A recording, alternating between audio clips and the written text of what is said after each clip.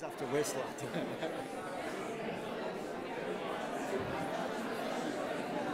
Thank you. Thank you, ladies and gentlemen. Thank you for returning so quickly. I think the exchange was working so well. In every room I went in, there was a real buzz. So thank you very much for doing that. I hope everybody's exchanged lots of ideas.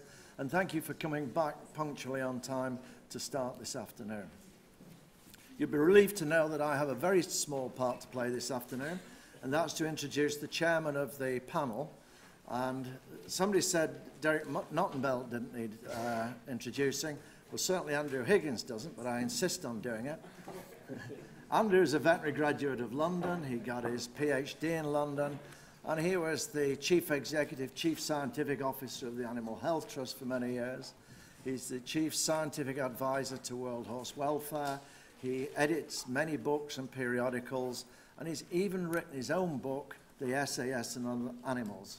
I'm plugging it for him in the hope he'll buy everybody a drink tonight. Can I hand you over to Andrew Higgins to introduce the panel?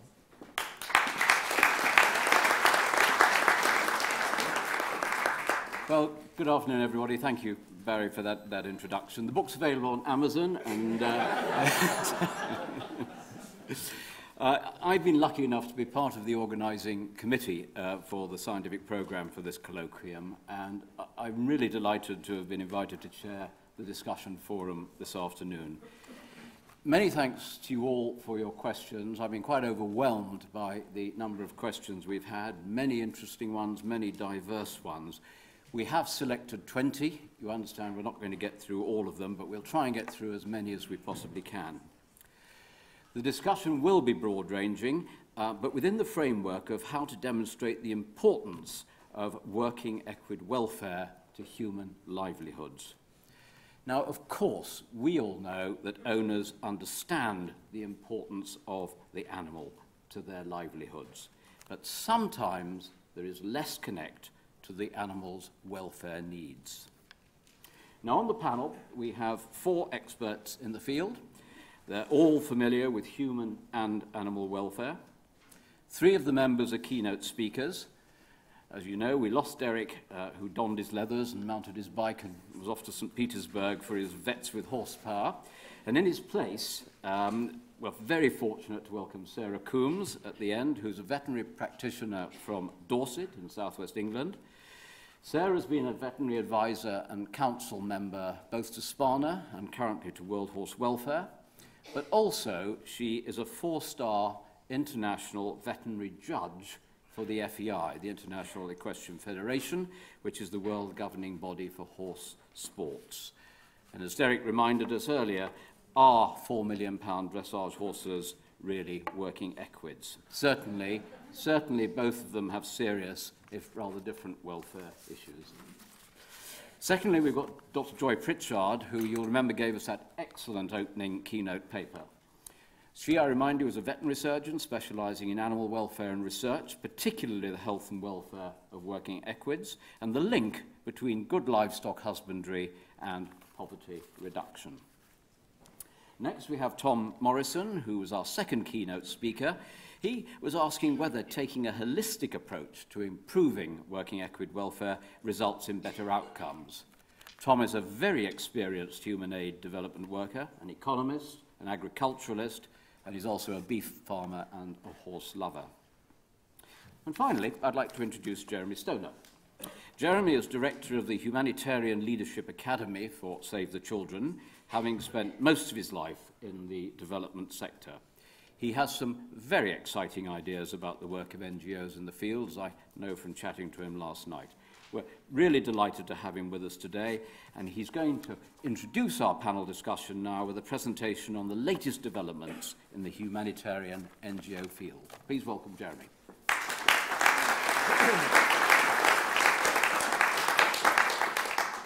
Thank you very much to World Horse Welfare for inviting me here this afternoon. It really is a great honour. And thank you very much, Dr. Andrew Higgins, for that introduction as well. Much appreciated.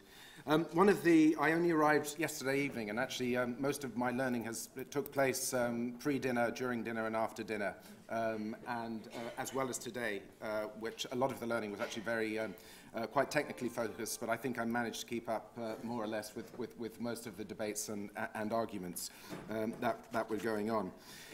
One of the speakers this morning talked about the passion that there is in this room and that there is in the organisations that are represented here. And I just have to say that the conversations I've had have been really, it's wonderful to hear this passion that people have been speaking about, and the sheer level of commitment to the Equid world within this room and beyond. So it's very, very exciting.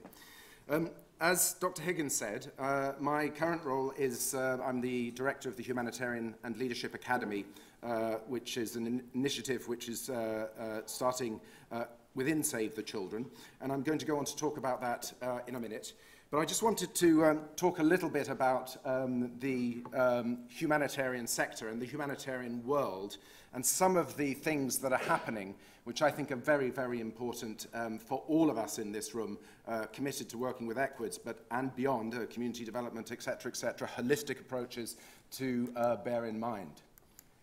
Now, the first thing to say is that if we're looking at the numbers of people who've been affected by climate-related disasters from the period 2004 to 2015, and this is a mixture of actual and obviously predictive data. In 2004, we're talking about 110 million people around the world. We talked about big numbers this morning in terms of the numbers of Equids, etc., but these are also very, very big numbers. By 2010, we're talking about 263 million, and then by 2015, an estimated 375 million people will be affected by climate-related natural disasters globally. Now, when you put on top of that people who are affected by dreadful security situations, the war in Syria, for example, we know that 2.8 million people have been displaced by that war alone.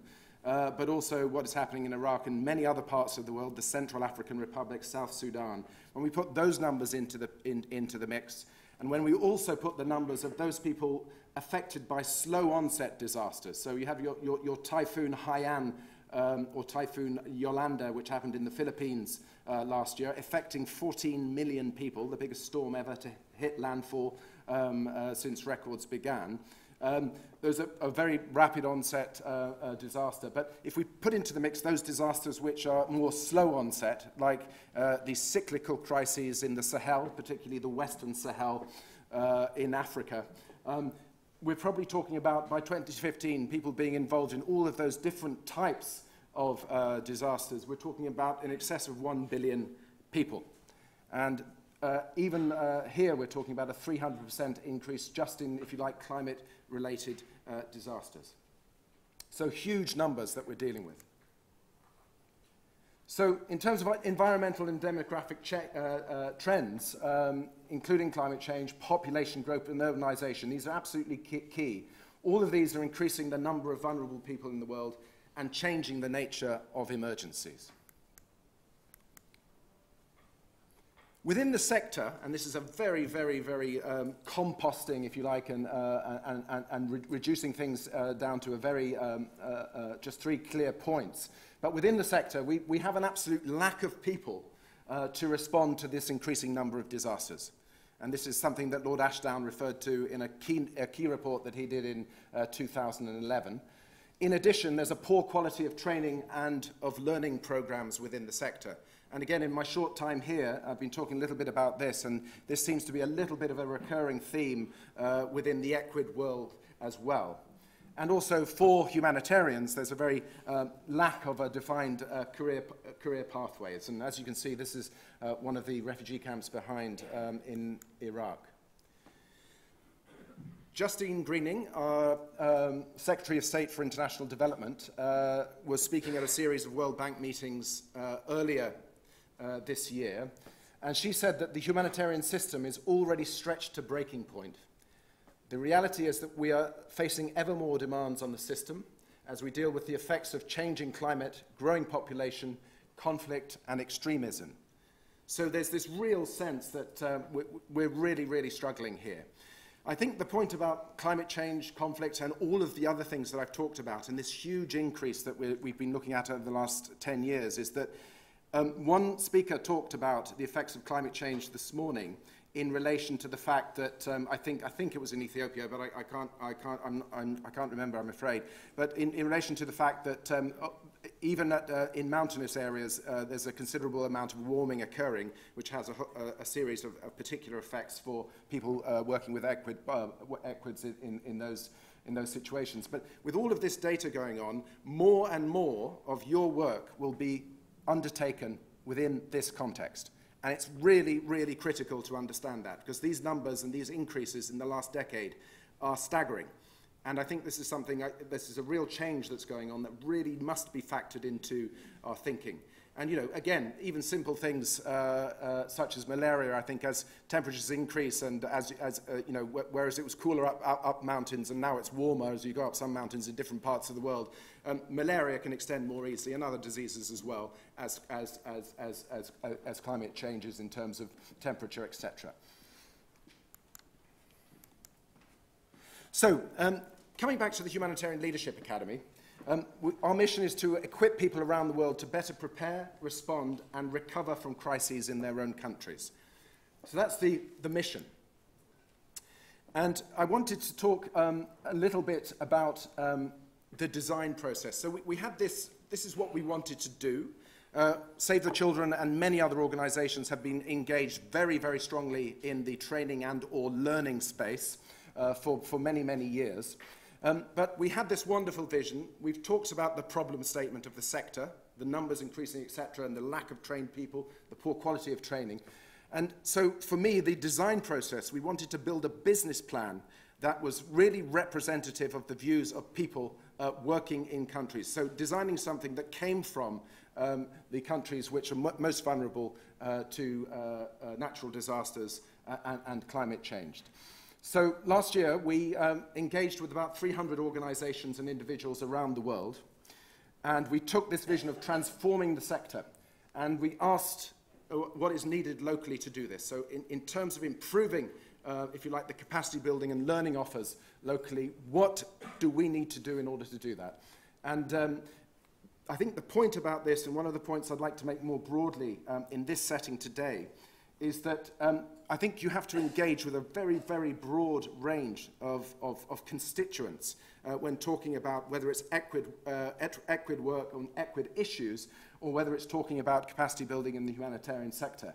And it's for this reason that we were engaging with governments, donors, INGOs, local NGOs, civil societies, the corporate sector, academic institutions, a whole series of local and international networks in order to answer some of the questions about what is needed to actually transform the sector in terms of the capacity building piece. And I think this is really, really critical. There has to be a very wide range of constituents to inform how you work and how you go about working.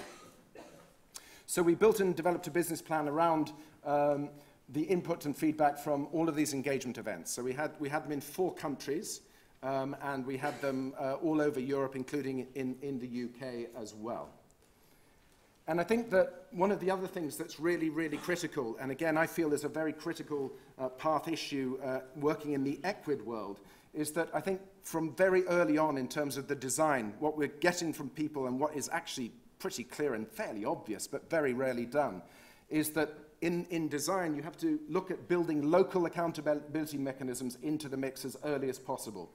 So we are going to set up a number of centres globally, but we really do want to start from day one with steering groups of local leaders to help drive this business of supporting local providers to train as many local actors as possible in the countries which are most vulnerable. So the targets are very, very scary. We think it's doable. But here are just some of them. We hope to establish 10 centres in different parts of the world, and we can talk about where, if you like, after the sessions today, reaching out to over 40 countries. We want to support over 100,000 people to take high-quality training courses. And again, there's a huge amount behind each of these key performance indicators, if you like. Develop at least 100 case studies on good practice and innovations and translate these into a range of local languages. build on, because we've created a huge number of partnerships. We build on partnerships around the world, formally recognize the skills of 150,000 humanitarians, people who don't have access to wonderful, if you like, training courses, but have been out there doing it consistently in Sindh province in Pakistan, giving them the opportunity to have their skills assessed and recognized, and perhaps translate that into a sort of a humanitarian passport that says that this individual has actually got a lot of experience that can contribute, and therefore we can add more people into the mix. And then work with at least 60 local training providers to develop into social enterprises. So again, we're looking at this in the 5 to 10 year phase. We very much hope that the local academy centres will evolve into something which is locally owned, managed and driven. And that's the starting point. I think that has to be factored in right from the start. Again, I think some of the dynamics of international NGOs, local organisations, countries, the global south are changing quite significantly. And I think this is a very, very key thing that we need to be looking at. So, a couple of things to potentially focus on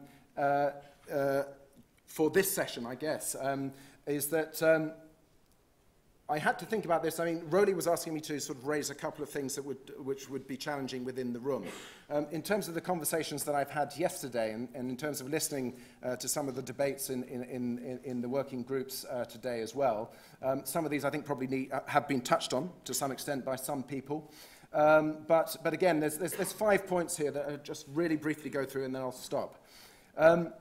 So I think this idea of considering, we talked a lot about sustainability in the room in the last sort of 15 hours that I've been here or whatever, and I think that that's right. And again, in terms of looking at the Academy's approach, we're starting from a point of saying that one of our key performance indicators is the development of locally sustainable business models to drive capacity building in the humanitarian sector without the input of, say, the children and other organisations after a 5 to 10 year period. So we want to build these models that actually enable our business, if you like, to sustain itself in the future.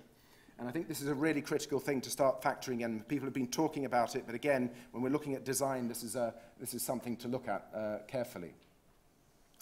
I think also strengthening the capacity of local organisations to drive and lead on equid welfare.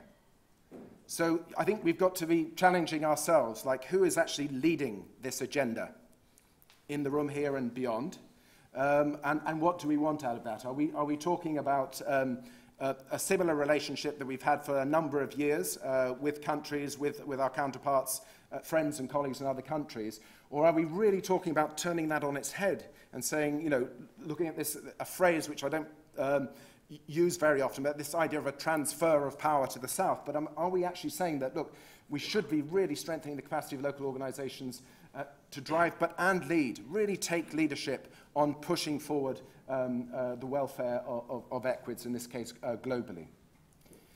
And I think we need to reframe with what we call traditionally called competitive advantage approaches to looking at the additional value of collaborative advantage.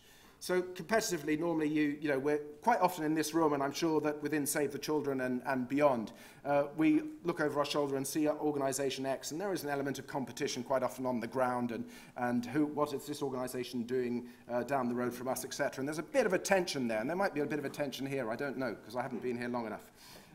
But there's always been a slight competitive edge there, and so it's about you investing in something and you getting the return and you being able to talk about it and get excited about it and enrich your own organisation with that learning and those interventions. But I think that I think we've noticed a really big change more broadly in the sector, and I'm talking about the INGO, NGO, civil society sector, but also in the commercial sector as well, where we're talking much more about collaborative advantage. So collaborative advantage is what can we get out for ourselves, obviously, but it's also about, by bringing together a different number of exciting organisations and constituent parts together, you can also get your own advantage from it, but the added value of that combined advantage can be quite staggering and quite important, and there's some wonderful examples of that around at the moment. And so this is, I think there has been a real shift into this new space of collaborative advantage and deriving much more from that.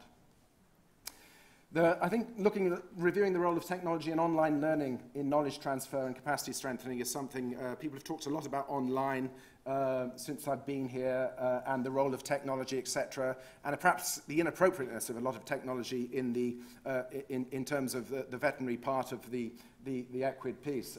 Some of the technology is actually just completely inappropriate in a remote rural part of a country, etc. But also the role of technology in actually setting up a platform, somebody talked about earlier, of putting everything that is known about the Equid world into a single accessible database that can be used globally. That's the kind of thing that you can do together and be very powerful and effective on.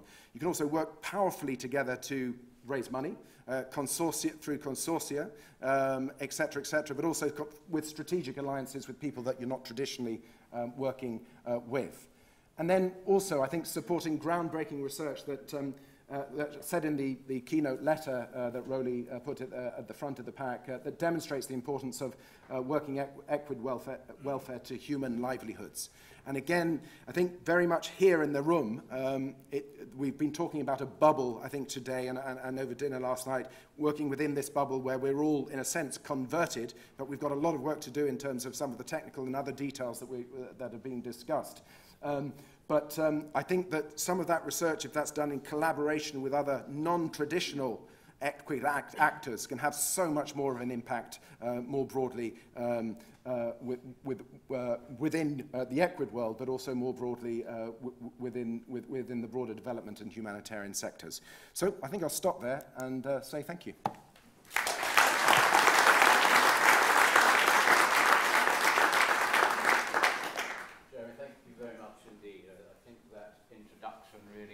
Synthesized so well how many of us are thinking at the moment in the light of the last 2 days. It was an excellent introduction. Thank you very much. What I'm going to do, ladies and gentlemen, now is I'm going to read out the questions that we've selected and ask the question if they'd be kind enough to stand up so we can capture a picture of them for our stream. I'll then ask the panel members to comment, and I'd ask them to be reasonably concise about them so we can get through as many of the questions as we possibly can this afternoon. There will, at the end, be a short discussion period when we will take questions from the floor, not speeches, but we will take questions from the floor just to clarify any really pressing items that you feel we may not have covered during the afternoon. We're not going to get through the lot, and there will be some duplication with issues that have already been discussed. But people are coming with different emphasis with their questions, and the panel are going to come with a different emphasis with their answers. So I make no excuse if you're getting questions that are a little bit repetitive. I quite understand where people are coming from. And finally, at the very end of the afternoon, we're just going to ask each panel member, I'm getting advance warning now, to summarize in one sentence what this meeting has meant to them. Okay, panel members? It's like a quiz game on the video, isn't it? So we'll start with our very first question, and that's from, forgive me if I get the pronunciations of people's names wrong, Joanne Lindemeyer from the Humane Society International at Tufts. Thank you very much, Joanne. And Joanne is asking, please comment on the opportunities to develop, deliver and fund joint human-animal preventive and treatment services for international development, as well as disaster response and recovery. So comment on the opportunities to develop, deliver and fund joint human-animal preventive and treatment services for international development, as well as disaster response and recovery. Now, Jeremy's just mentioned this, Joy, but would you like to comment first on this? Yes, I will. I think that's it's an excellent question, and I think breaking it down really maybe into the development side and the disaster side helps us to think about it in those two things in slightly different ways. I think from doing joint work in the development sector, that's going to rely on us taking those gradual steps to get to know development organisations and to come out of our world and into the human development world, both through finding out more about what they do through maybe going to conferences, water and sanitation conferences, or children's issues or gender issues, and also trying to engage with those organisations and the work they do in the field. So for people who are working in the field, getting to know those organisations better on the ground. And I think building those links will then show us what the actual opportunities are. It's very hard to predict the precise opportunities without having gradually got to know the organisations.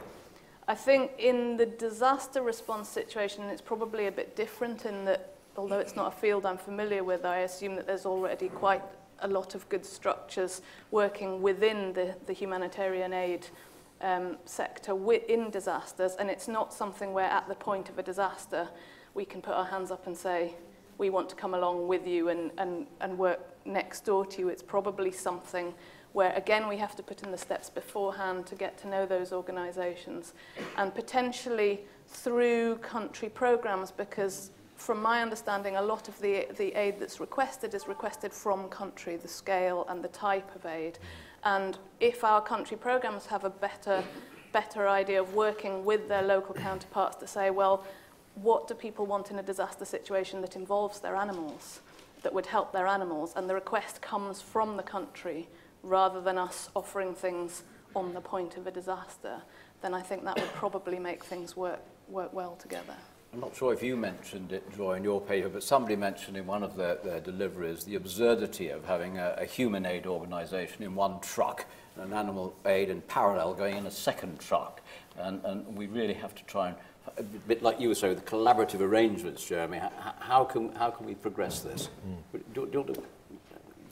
Yeah, no, I mean, I think on the overall question, I mean, I think one of the areas which sort of, if you like, almost bridges, if you like, the development and the disaster divide is an area that's regaining, I have to say, because it's actually an old word, but it's taken on new meaning, particularly, I think, in both the humanitarian and development sectors. This is around resilience and communities' resilience to meet shocks and build back afterwards, etc. And I think the Sahel is a good example of increasing sort of cyclical crises. 150 years ago, they may have been 7, 8, 9 years apart. Now they're between 2 and 3 years. And so that cycle has increased dramatically. And clearly, I think there's a key issue around Equids as well in that part of the world. But it's about, in terms of that livelihoods piece, but I think it's about demonstrating, if you like, how that relates to the wider building of resilience within those communities, and working with people, as you were saying, on the ground to try and discuss where there are synergies and where you can actually build the picture of resilience. And I know that Equids and other, actually recently in 2012 when I was working in the Sahel, was actually a real key part of the whole resilience debate at the time, and remains so. But again, to what extent that has been integrated across Equid organisations and others is I think, a key one. I also think the thing that you mentioned as well, which is very, very critical, is it's about being seen and heard in venues where you're not traditionally comfortable with being seen and heard, because you are comfortable with this venue, and we're all comfortable with each other here. But it's really about talking about your passion and talking about how that fits into the wider questions that are challenging both the development and humanitarian space, that I think is absolutely critical. So being seen and heard in non-traditional venues, perhaps, and fora for yourselves is really, really important. I think we'll come back to that later on with some of our questions. But one thing, somebody was telling me at the reception last night that they were involved with a charity that went into Darfur, where a human aid charity was already there, and they were operating, looking after all the people who were struggling in Darfur, but in parallel there were thousands of working donkeys dying and nobody was paying any attention to them. And that was the disconnect between the importance of the working equine to the humanitarian aid. And I think that's again a subject which we might address later on this afternoon. Now we have a question from Danilo Rodriguez. Is Danilo here? No? Danilo's gone. Oh, yes, Danilo, yes. There we are. Hello. From World Horse Welfare, Guatemala.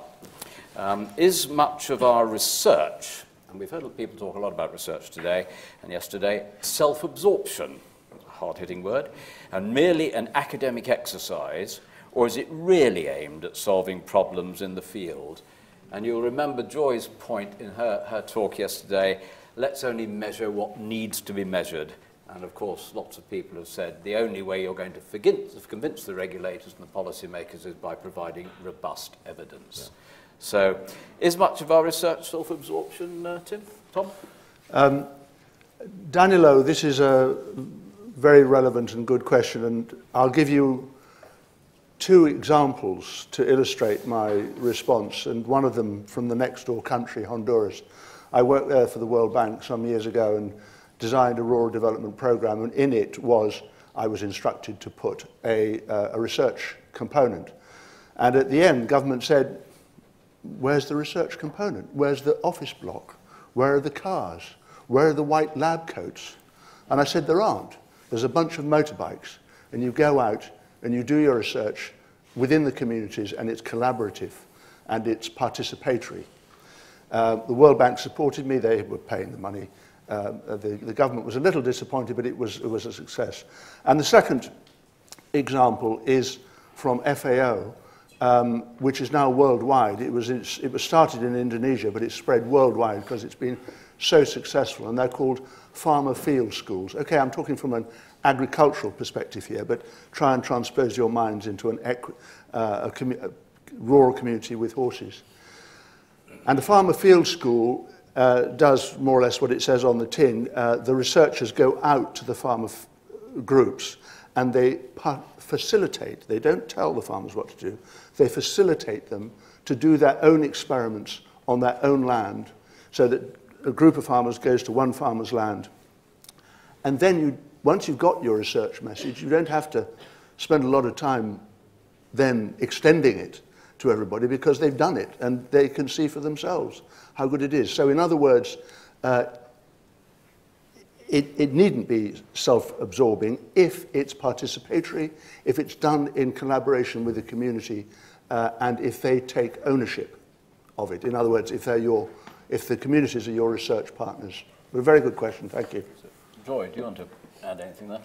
I think I would say very similar. I think none of us sets out with the intention to do research which is purely for our own self-absorption, but there is this issue of translating research from research and interesting findings into use, and the closer that we can do the research to the eventual end users, preferably with and by the eventual end users, the more we'll reduce that gap of not being able to get it easily into use.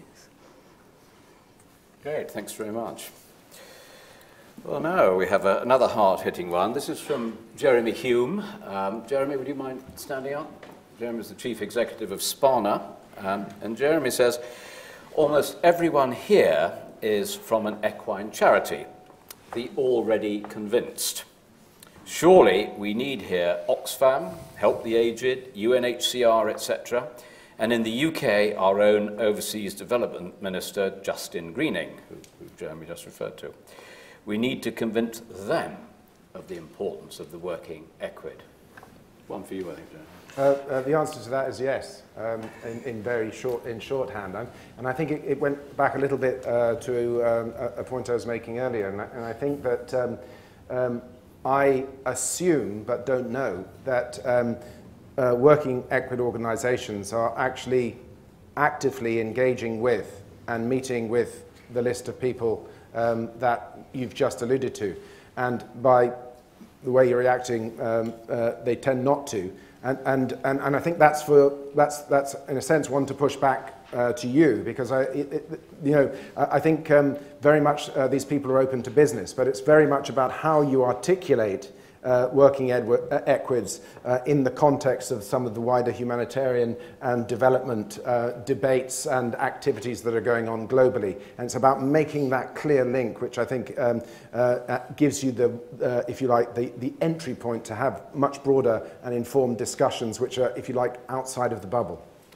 But isn't part of the problem, certainly in countries like the UK, for example, and to a certain extent with some of the United UN organisations, the officials that provide those protective layers before reaching the decision makers. And it's the officials who have got to see that connect, that missing link, the raison d'etre for the working equid being absolutely fundamental to the humanitarian need. Is that where the blockage is, or is it that the ministers and the senior people are just too preoccupied with other things? Again, I mean, I'm not sure, because I actually think that there's quite a bit of openness, actually, and there's certainly I've been enjoying some fantastic dialogue with all of the organisations that you mentioned in the list, and I think it's much more about doing the legwork and seeing what works and seeing what the blockages are, learning from that, and then changing the debate and changing the content of the language and the conversation to get what you want. And so I think try first, find out what the problems are, and then recalibrate to see exactly how it is that you can look at the entry points. And Tom, you've had years of experience penetrating these impenetrable layers of officialdom. What would your advice be to this community? I agree with Jeremy. One has to go, I mean, Justin Greening's diary is probably fairly full, and one could invite us. But I think probably one has to do the legwork, as Jeremy says, and you have to go and meet these people on their own territory and not start talking about Equids, and don't talk about welfare, and certainly don't tell them that you've got, because then they just won't listen, and certainly don't tell them that they've got a blind spot when it comes to Equids, because they'll just show you the door. You start talking about marginalised groups, livelihoods, poverty, and you wait in the conversation until it comes round, and then slip in the bit about the Equids, slip in the bit about the animal welfare when you have the opportunity, and gradually bring them round. It's going to take, it's a bit like policy and strategy with government. It's going to take a long time. I hope it takes shorter than a decade. I'm sure it will. Very, very good advice. Polly Compston. Polly from the Brook. Thanks, Polly. This is, how does an indigenous professional network of working Equid experts develop in a sustainable manner without the continuing influence of a top-down Western support? Now, we've had several questions along those lines, and clearly it's of fundamental interest to everybody. We heard this morning, why should these guys from Western Europe and from America come over into Africa and other countries and tell everybody what to do and then bail out? How can it survive? Sarah? That's a very difficult question to answer, as you're aware. I mean, in the 20 or 30 years that I've been involved doing this sort of work, a lot of vets have been trained. There's a lot of money been spent on CPD in country. There's no doubt that to a degree you improve the life chances of the professionals that you're educating, and not unreasonably, as you and I would, they opt to either follow somewhere where they can earn more income, or work with some species that are more, or in a field that is more prestigious. And that rather comes back to one of our fundamental issues is the low status associated with working equine animals. There's more status associated with going to work in a racing yard or going abroad to work than there is to working with these animals. I think what Jeremy said earlier on about putting together business models at an early stage is a very important thing. I think we need to look at the possible negative aspects of our own operations in country, and whether the fact that we're operating free at the point of delivery veterinary care is actually stifling the development of local veterinary infrastructure. We actually had a discussion about this in our breakout session this morning as to whether, when we offer training for veterinary surgeons, whether there should be some contractual obligation to spend part of your time working on a drugs only paying for drugs only basis as part of your time. We know that there are vets trained, in most of the countries there are vets trained to deal with other species, farm species. Possibly it would be sensible to add some sort of bolt-on training to what they already know to deal with what are often fairly simple veterinary interventions that we see over and over again. And the other thing, I think, as part of the education of vets in all of these countries is to build in what we have identified as the fundamental importance of working equines to families and to the families that they know and the people they know in their own communities. so that is a much more desirable area of work to be in. Well, there's a related question from Dr. Bebahar Ahmed of Sparna, Mauritania. Can you stand up? Thank you very much. And what he says, I've slightly rephrased it. I think the question is, after 20 or 30 years of animal charities assisting working equids, and much of the time that you've been involved in that world, training vets to focus on horse health and welfare, why is there still such a shortage of a structured veterinary system in so many countries? Now, do you want to sort of just expand? It's allied to the previous question. Very much so. I think we've had an interesting presentation from our colleague in India talking about community associations. And I think Jeremy touched on it as well. We have to empower local groups. And perhaps the combined local group of horse owners can then afford to pay more for the services of the veterinary professional. But we have to gear our education to basic, simple material which is applicable to working equines. I've listened to some fantastic courses that have been put on that have involved colic surgery or have involved ultrasounding musculoskeletal systems, and that's really interesting, and there's something to be said for that from raising people's job satisfaction and how they feel about their work. But we want people who are going to go and get stuck in and get dirty and get involved with the animals which we know are so important. And I think that that's not necessarily been the focus, this awareness of what is important for the working animals.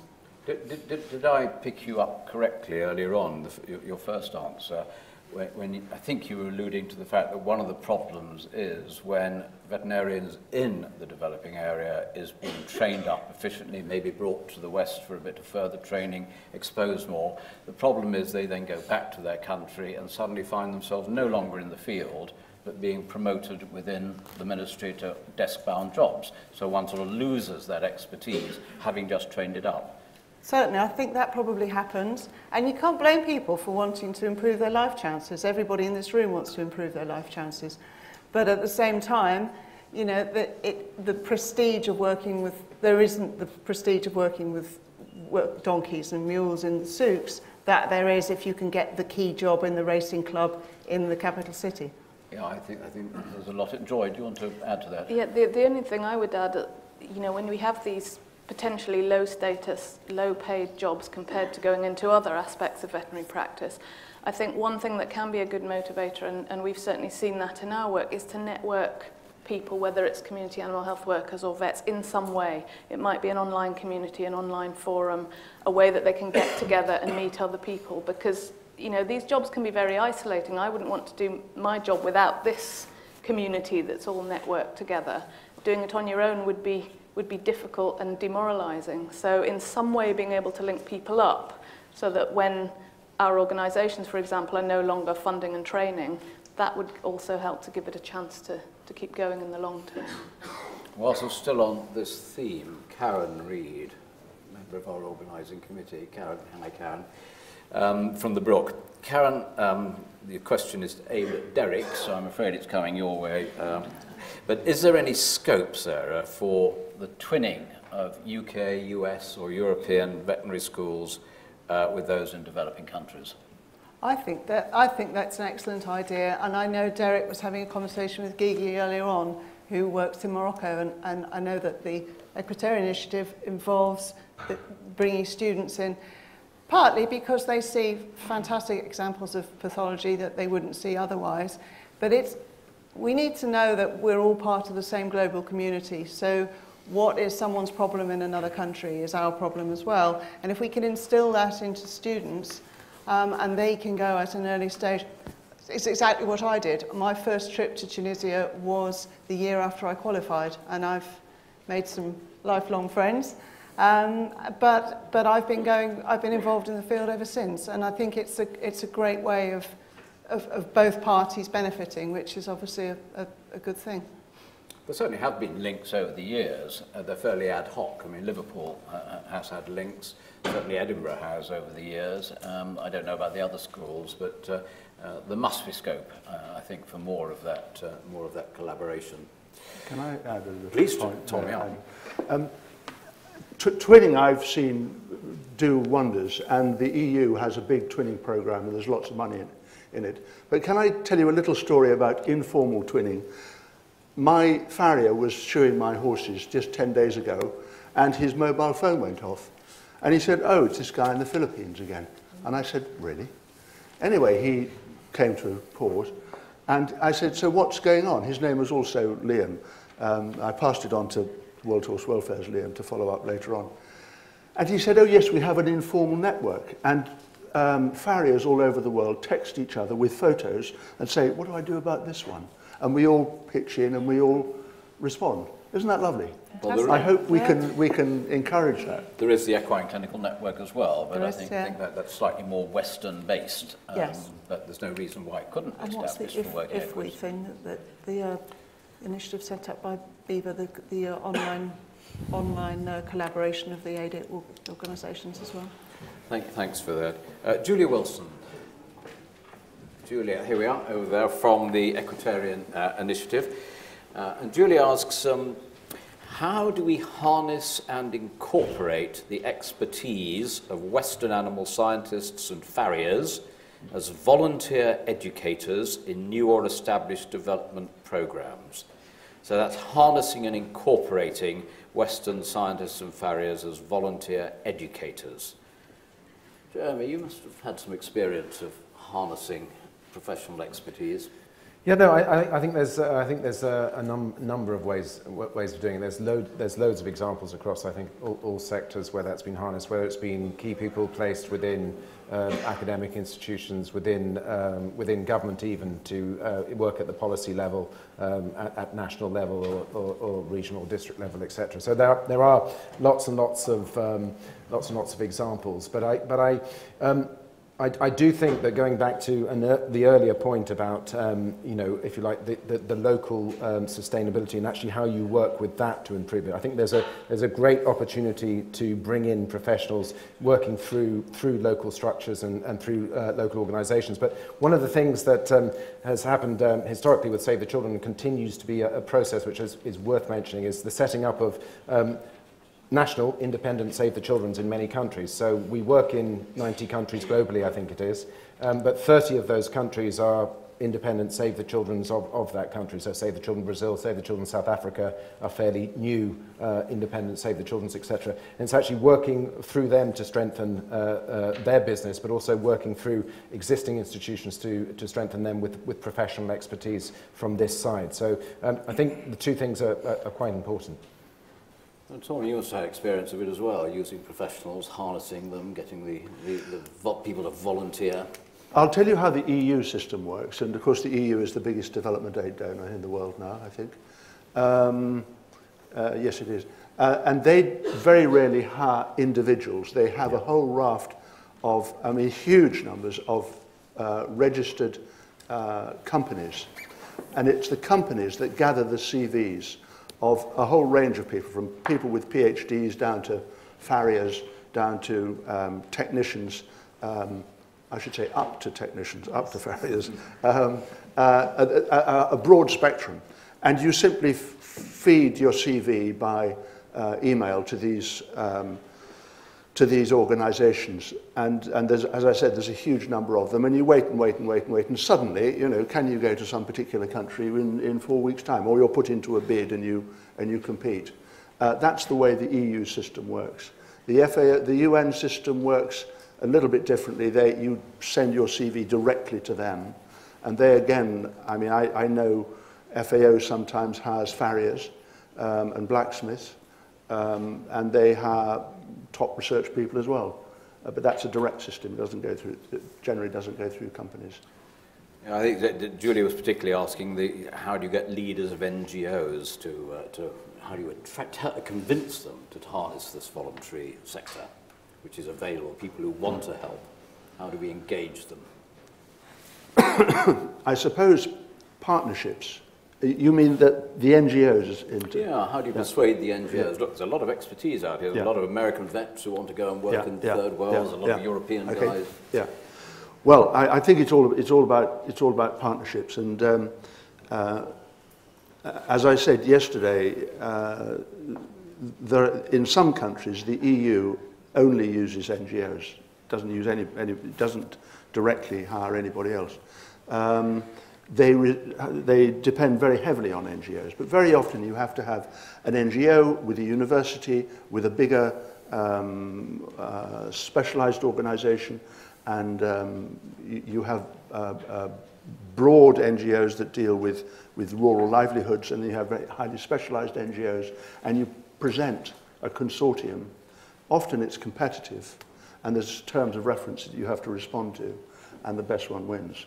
Now, Sarah, you've really been a voluntary educator for 20 or 30 years, giving up your time free, leaving your practice to go out and do this sort of work without any sort of payment and so on.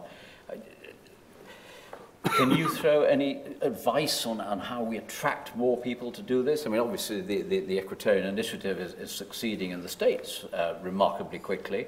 Is there something we should be doing more over here? Well, what I would say is that one of the things that has been brought home to me being here is that there's a huge tide of people here who would like to help and would like to see a way in. I guess the important thing is what Tom alludes to, is that we make sure that for both ends of the contract, if you like, that both ends know what they're getting, and that the education delivered is very tightly confined to something very specific, and that the educators are very closely briefed on the importance of the context and the in-country. And I think with that sort of proviso, I'm sure it's got a lot of scope, and I think that we should be something we could look into. Now, how you then advise the governments that that's important, and that is a very difficult one, isn't it? Yeah, I mean, if we take it that there is a pool of farriers and veterinarians, scientists or whatever who would love to be doing more of this, how do you harness that excitement, Joy? How do you get it in place in the field? I think it's great that there are so many people who want to come out and do this kind of work, and it's the way I started and the way a lot of people in the room started, and capturing that enthusiasm but using it in a very positive, constructive way can be challenging for reasons of people not knowing the context and so on. And as an example from the Brook, I mean, our veterinary training team now also has a lot of training in adult learning, how to train adults to learn. They're much better trainers than I was when I was doing the same job 10 years ago, and taking someone who hasn't had that training now to do the same job actually might not work as well as you'd expect. Whereas what the volunteer educators might be able to offer is giving those people, our UK staff or our country programme staff, more specialist knowledge so that they can pass it on directly, so that they who have the context or who have the training skills can then pass it on. So it might be a case of not doing the actual travelling every time and going to the country, but offering your skills to people who are already working in that context or who understand that context well, and letting them then do the passing it on into the field. You two would know the answer better than I do, but certainly you get quite a lot of veterinarians writing into charities, writing to organisations, writing to people like me saying, I'd love to go and work in a developing world. How do I go about it? Yeah. Is there any mechanism? I think the charities are a good point of contact, and I think that, and I know my experiences with Sparta and with World Horse Welfare, that there are people that go. I think you have to be very careful to make sure that people know what they're going to, and that they're going with the right sort of expectations. And I think, Save the Children, when there's disaster relief, you get floods of phone calls of people saying, I want to help, how can I help? But I think there's a difference there, because quite often I think you do get floods of phone calls. And we're set up, I think, professionally to respond both on the ground with our national capacity as well as the international capacity. And these are, in a very real sense, trained professionals. And if you're just offering yourself to help, It's not necessarily the best use of Save the Children's time to oversee and manage a whole group of people who are keen to help but maybe don't have anything to offer. But I think in this case, I think you're talking about a very skilled group of people who are professionally qualified in a particular area, and that's slightly different. But certainly, I think in the humanitarian space, we really do, when on the front line, when responding to children's and community needs in conflict, in terms of sort of surgical response on the front line, which we've built up a strong capacity over the last year or so. You are looking for very, very hardcore professionals to be undertaking that work in very, very tough circumstances, but also working very, very closely with local tough counterparts who are also very, very on top of their game. It's two completely different issues, but one never likes suppressing enthusiasm, but it's a question of how best to harness it. Petra Ingram, Chief Executive of the Brook. Yeah, Petra, thank you. Petra says that there have been numerous references to the definition of certain words during this colloquium, and this causes misunderstandings and frustrations between people. And you won't be surprised to know that some of the words are holistic. I thought it was coming. Sustainability, welfare, and I would add socio-economists myself. But how does the panel suggest we address this? Well, Tom, it's an obvious one for you. Google, isn't it? That's what we did in our little group. Somebody said, let's Google it, and of course, we got it. Then we had to put it into context and into the relevance for what we're talking about in Equids and all the rest of it. But Google it, I mean, that's what one does these days. But to be more serious, I mean, holistic, it depends whether you're talking about a holistic system or a holistic treatment of an animal or a holistic village or a holistic community or whatever. First, define your boundaries, I suppose.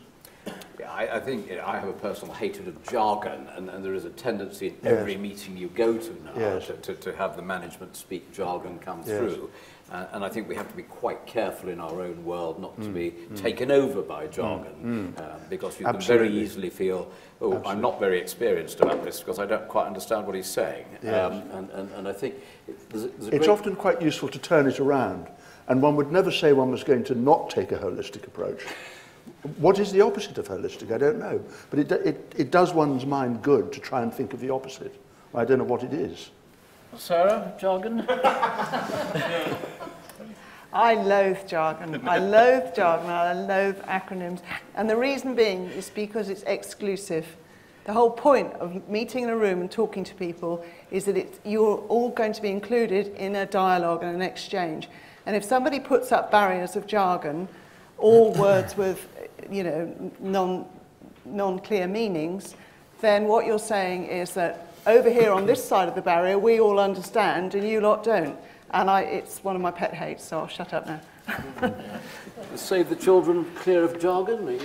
No, I think the issue is that you do have to be very, very clear about what it is you're talking about. And I would imagine that in this room, amongst people concerned with working Equids, you would be able to one good product of a subsequent meeting or whatever, or colloquium, might be to sit down and agree a couple of the key definitions, so that we're all singing to exactly the same hymn sheet. Because if you're not, then the discussions are not necessarily channeled or focused in the right way. I guess the one observation around this word holistic that has been raised by somebody from the floor was that I think that what I've been hearing about holistic is that it's been very much being holistic in the approach within the Equid bubble.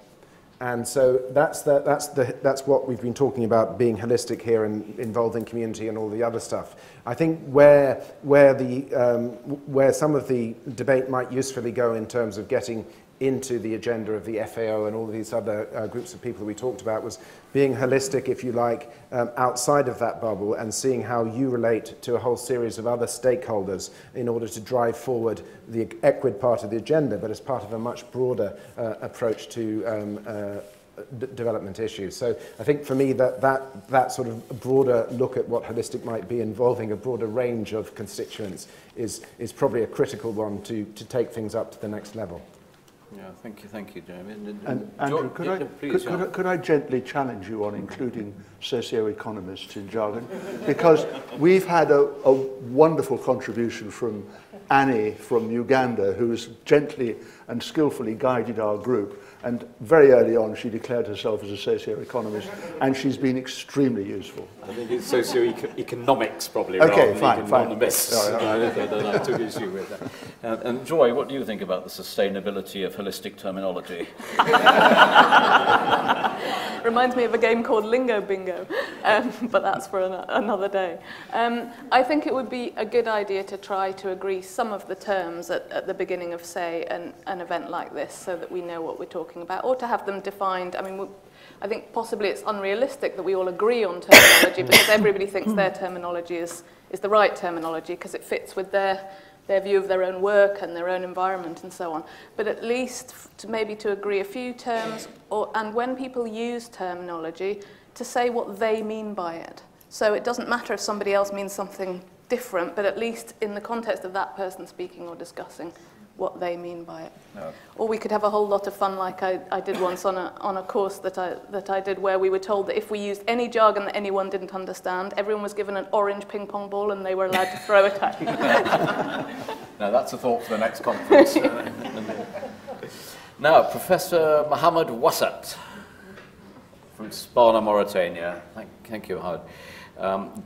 During a recent literature review of articles I did, I found that the majority of authors are Westerners, and the work is done in Africa, I assume, by Africans, but they are not co-authors. Interesting one. A sensitive one.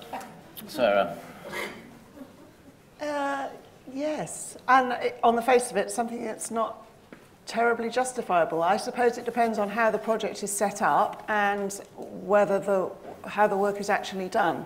I'm not really familiar with the democratic, lining up of authors at the beginning of a paper, It's quite rigidly defined, and certainly in my own journal, when you sign in a paper, submit a paper, you have to say that every author has contributed materially to this paper. They're not just a head of department or a funder body or something like that. So if somebody's contributed, they really ought to be listed as an author. And it's quite difficult, Professor Wassat, to see how the work could have been done in Africa without some Africans playing a part in it. Absolutely. Unless it's just data analysis. You can understand people getting a lot of data and doing an analysis of the data from a variety of papers, a Cochrane analysis or something like that, without actually having been there at the time. One of the studies that was referred to, I think, was involved 40,000 equines. And it had it done in country, and certainly the names on the front of that paper are all European.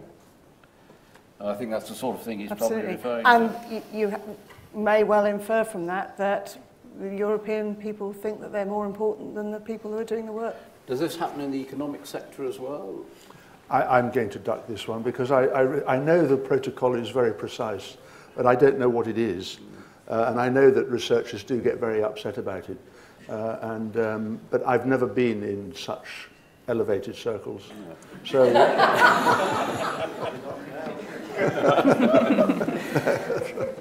Gina Pinchbeck on sort of allied subjects. Gina in the room. Hi, Gina. Thank you very much. Gina's from the University of Liverpool, and she's had lots of studies presented and lots of internal NGO reports. Possibly more impact, both public and policy, I think it is, to gain funds if published in peer-reviewed journals. So in other words, data is reported in order to gain funds if it's published in peer-reviewed journals, preferably open access. How do we get these papers published in peer-reviewed journals? Was an editor of a peer-reviewed journal. I think I'm going to take that question myself and answer it. The Veterinary Journal, which I edit, does have an open access system, which means anybody can log on, and if the author has paid an open access fee, then anybody can download it, quite free. Otherwise, to gain access to the journal, you have to be a subscriber. Now, most universities are subscribers, and I think Elsevier this mighty publisher who owns the Veterinary Journal now has an arrangement with developing countries so that universities in the developing world get free open access to Elsevier journals. So that there is quite a lot of availability. But authors who want to pay for open access have got to pay a whacking $3,000 in order to get open access per journal. And it's become so important because funding bodies or government institutes in the West who are funding research want to see the money they funded being available very widely. And so they tend to pay. So the British government, US government, or whoever it is funding that particular research will pay the $3,000 in order to have open access. The trouble with work coming from the developing world is it has to be subject to peer review. And in my own journal, which has a very high impact factor now, we reject over 80% of all submissions. So unless the work is absolutely tip-top science, I'm afraid it's just not going to get in because it's not going to score enough, it's going to be rejected by the reviewers, it's not going to be a good enough quality to be published in my journal. But there are plenty of other journals which are of lower impact factor where it is possible to publish and where it is possible to try and get open access. So I think, Gina, yes, that we should encourage publication in as many scientific journals as we can. We should go for the ones where open access is provided or available or provided at least in the third world or in the developing world by the publisher, but the standard of the science still has to be very good. And we've heard a lot in the last couple of days about robust evidence. Well, robust evidence is work that has gone through peer review and is published in good science journals. So that's my small contribution to this afternoon's discussion. Now, we have one here from Joe Anzino from World Animal Protection, Bikili. Hi, thank you very much, Joe. Do we have an effective treatment and management approach for epizootic lymphangitis? If so, what are the constraints for making it available to all mules in Bahadar? I would like to say at this point I do not consider myself an expert in this field. You're the nearest we've got on the panel. There are people in the room, notably Dr. Nagatu and Karen Reid, who know a lot more about this than me. What I know is that it requires aggressive, long-term treatment, and all of this against a backdrop, obviously, of malnourished animals, impoverished owners, lack of veterinary services in area. And I know the Sparner approach is cleaning, debridement, and then 3 weeks of potassium iodide, I think is what we're still doing. But it involves a big owner commitment, and it underlines again the need of a good relationship between the veterinary provider and the owners, and the wider importance of education around that veterinary intervention. But it's not easy. I think there are people are in the room who are experts on epizootic lymphangitis. Do please speak to them this afternoon or tomorrow on the coach and learn a little bit more from them. Mariano Hernandez-Gill. Mariano, would you like to stand up, Mariano? Donkey Sanctuary, Mexico. Thank you. Now, Mariano's question. If you want to improve human welfare, one way is to compromise animal welfare. How can we resolve the conflict of interest between equine welfare and human development in this situation? What I imagine Mariana's referring to is, do you feed your family or shoe your horse? It's the sort of chicken and egg scenario. Jeremy? Ooh, not the best person to start with on this one. I mean, I don't think that that the question is inevitable, if you see what I mean. I don't think that there has to be a compromise in one or the other. However, having listened to and talked to a number of people here over the last day or so, it has been clear that there does appear to be that compromise, and that's partly where a lot of the initiatives of equine welfare are actually coming from. I'm afraid I don't really have a clear answer to that, because I'm not so clear about the link between the two. So I'm sorry. Do you see this conflict, Joy, in your travels in equid environments where there is this issue of what do I do? Do I look after the human family, or do I look after my working equid, which in turn supports the family? Yes, I mean, it's something that we see in some animal populations more than others. I mean, there are some animal populations where it's very obvious that you can move human welfare and animal welfare up in parallel together. And that tends to be the animals that have, say, that live maybe in more rural areas with better access to grazing, or which are not hired out, which don't live in the harsher conditions. But the animals at the end of the spectrum, say the 20-year-old Tonga taxi horse working in the middle of Lahore, or the animals in brick kilns or in these extreme situations, that does become a really big issue, because the only way to improve that animal's welfare significantly would be to stop it working. And that is really where you do have the conflict going on. And I think those are our intractable cases. I don't think if there was an easy answer to that question, we would all be doing it. It's a very good question. And it might be that we need different approaches for the animals where livelihoods and welfare work together, and for those animals where they're actually working against each other, we might need to have different programmatic approaches, different strategies for those, and see them as different kinds of populations. And it may be that one is sustainable, working with one set of animals is sustainable, and working with another set of animals can't ever be, and it will always be sort of emergency fire brigade or euthanasia work.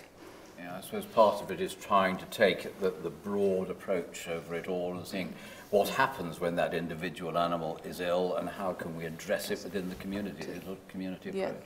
Yeah. Thank you. Andrew, can I yes, just add a little bit there? As you know from it is a good question. And from my talk yesterday, you'll remember I touched on insurance and microcredit and financial services. And these can help a lot. And any insurance company or organization, any microcredit group, they hate an individual because it's so much work and there's so much overheads. But they do like people coming together as a group. I mean, we talked about groups of Tonga drivers with, maybe a group of 20. And those can form a credit group, and they all support each other. And credit organizations are much more easily able to support such groups.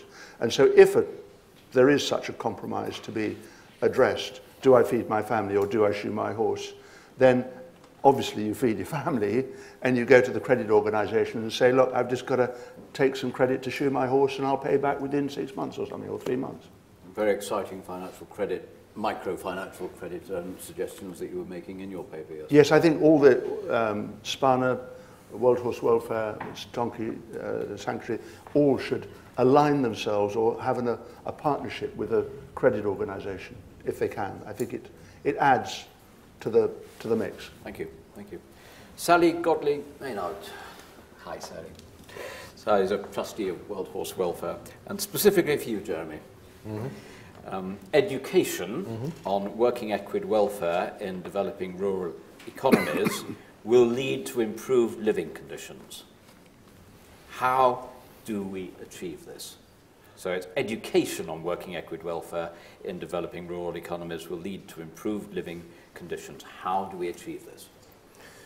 That's a really brilliant question, because education more generally, we know it leads to improved living conditions, and in so many of the countries that are priorities for yourselves and for Save the Children, there's a real focus, if you like, more generally on preschool and primary education as a real important force for change, and also improvements in livelihoods in later years. We know that.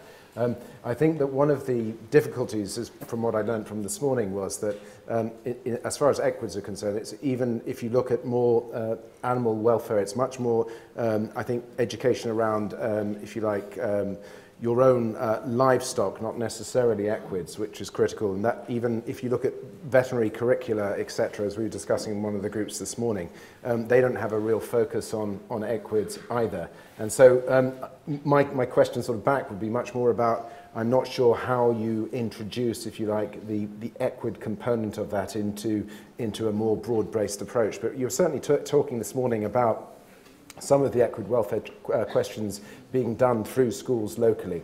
And I think in those parts of the world where equids perform a really critical part of local livelihoods, it really does make sense to have components of support to equids within local curricula. And I think that that's a real possibility, and from an early age and from primary level, ideally. I'm sure you'd endorse that, Joy. Yes, absolutely.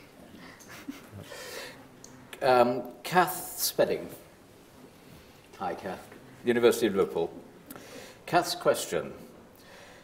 If sourcing and fitting good quality horseshoes is a problem in some countries, have you considered, and if so, have you had any success with barefoot? That's a very good question, and I think that the simple answer is that you need to put shoes on a horse when the wear on its hoof exceeds the growth. Simplistic answer, I freely admit. I think we've all seen that a lot of the lameness and foot pathology that we see is to do with incorrectly applied shoes, inappropriate shoeing materials, shoes left on too long, and the foot also not able to wear itself because it has a shoe on, so then becoming more misshapen and imbalanced. And I think there are certainly a lot of examples where horses being unshod is better for their fitness and soundness and long-term ability to work. Tomorrow at the practical session out at Glenda Spooner, we're going to have a Farriery session, and there are two of the farriers that have worked extensively overseas are going to be there, and it's just the sort of thing we will discuss.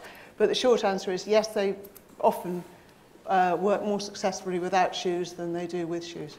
Largely depends on the environment, doesn't it, and the particular climate of that country. If you're in a very dry country, possibly shoes are of less value than they are if there's an awful lot of marshland and the work wet. that the horses are doing, and the increasing use of equids in urban environments where they're pounding about on the roads with heavy loads. But would you suspect that farriery, even how crude it is in many countries, wouldn't have evolved at all in that country if it wasn't necessary? That they're not going to waste their time and money shoeing horses unless the local owners feel it does serve a purpose. But to a degree, yeah, you're absolutely right. I mean, we would never have put shoes on horses. The whole art of farriery would never have been established. But I think probably the more important part of the whole procedure, and a very important part of the education programs that I've been involved with, is teaching the farriers about correct balance and correct hoof care. And then if you have to shoe them, then the correct way of shoeing them and the appropriate materials you can get in that country. Thank you. Rachel Dalton. Rachel, hi. University of Bristol. This for you, Joy. When the risk of the global spread of infectious disease has never been greater, and the need of provision of veterinary services for working equids is still urgent, why is it that UK veterinary curricula still barely has any One Health or international focus? That's an excellent question, and I don't know the answer, but I would speculate that the answer lies in people who are devising UK curricula, who are working on what to train vets and how to prioritise what's needed in the UK, still live in a UK bubble to a great extent, and themselves don't have their horizons as broad as they could be to see not only what could be done to affect infectious diseases, as Paul talked about, across the world, but also how that would benefit our own horses. I think once people had more exposure to the sort of outcomes that were coming out of the Havermeyer workshop, to the sort of outcomes that are coming out of this whole colloquium and the work that we all do, then they would be able to see a bigger picture and make more of a balance between, for example, teaching on MRI scanning and so on, compared to doing some more training on infectious diseases that possibly aren't here yet but could well be in the next few years. It's getting a bit more awareness in there with the curriculum developers and helping. That will help both working equids overseas and the equids in the UK. One of the great buzzwords at the moment is One Health. You know, why are people in the medical research world duplicating what's being done in the veterinary research world when we're all dealing with a mammalian species and learn a lot from each other. And I think the future of the working Equid could well benefit from the One Health concept if that continues to roll out with the sort of momentum that's happening at the moment. Yeah. Judy Martinyuk. Oh, forgive me if I pronounce the name wrong. Thank you, Michigan State. With the emphasis on sustainability, the green movement, decreasing carbon output, can we convince developing governments that working equines are a green solution worth supporting, rather than a sign of an underdeveloped society and not worth recognising? Can we, Jeremy? Very difficult question, and I don't a great question. I don't have the answer to that. Just to say that, I mean, certainly in a number of countries which I've worked in, which have subsequently become middle-income countries, the drive as people gain more disposable income is absolutely for, quite often, for personal vehicles, whether it's motorcycles and then cars, as more disposable income comes in and countries grow more. I'm thinking very much of the Vietnam context, which 10 or 15 years ago you couldn't move for bicycles and also Equids, etc. And now you can't move because of motorcycles and cars. And so I think you'll have a very, very difficult job convincing any government that this is the case, and how you go about that has to be done with extreme skill and good levels of analysis, because I think in terms of populations with disposable income, they're looking for other ways of investing that disposable income, and quite often the first choice is not going to be Equids. There's almost a paradox here. Somebody was telling me last night, I think it was about Ethiopia, that they were talking about replacing all the Kalesh horses and the working Equids with three-wheeled foot-foots, which were driving around. Yep. And the huge impact that has both on the environment but also on the livelihoods of so many people who had the equine. But it was fashionable. People didn't want, or if it was Ethiopia, whichever country it was, the governor who didn't install this wanted to see he was progressive and motorising rather than still using the equine. Tom, you may have some comment on that idea about greenness and sustainability. And are they interesting? Are they listening in the third world? I think it's a good question. I think it's a very steep hill to climb, and it's the right question to ask, but I think you'll have great difficulty in convincing people that it would be feasible. Supposing you did, then they would say, and how are you going to do it? Well, within Europe, we use subsidies for such things. I mean, I'm on my farm, I'm paid a huge, ridiculous subsidy to centrally heat my house with wood, which I do. Actually, they've demonstrated to me by doing that life is pleasanter.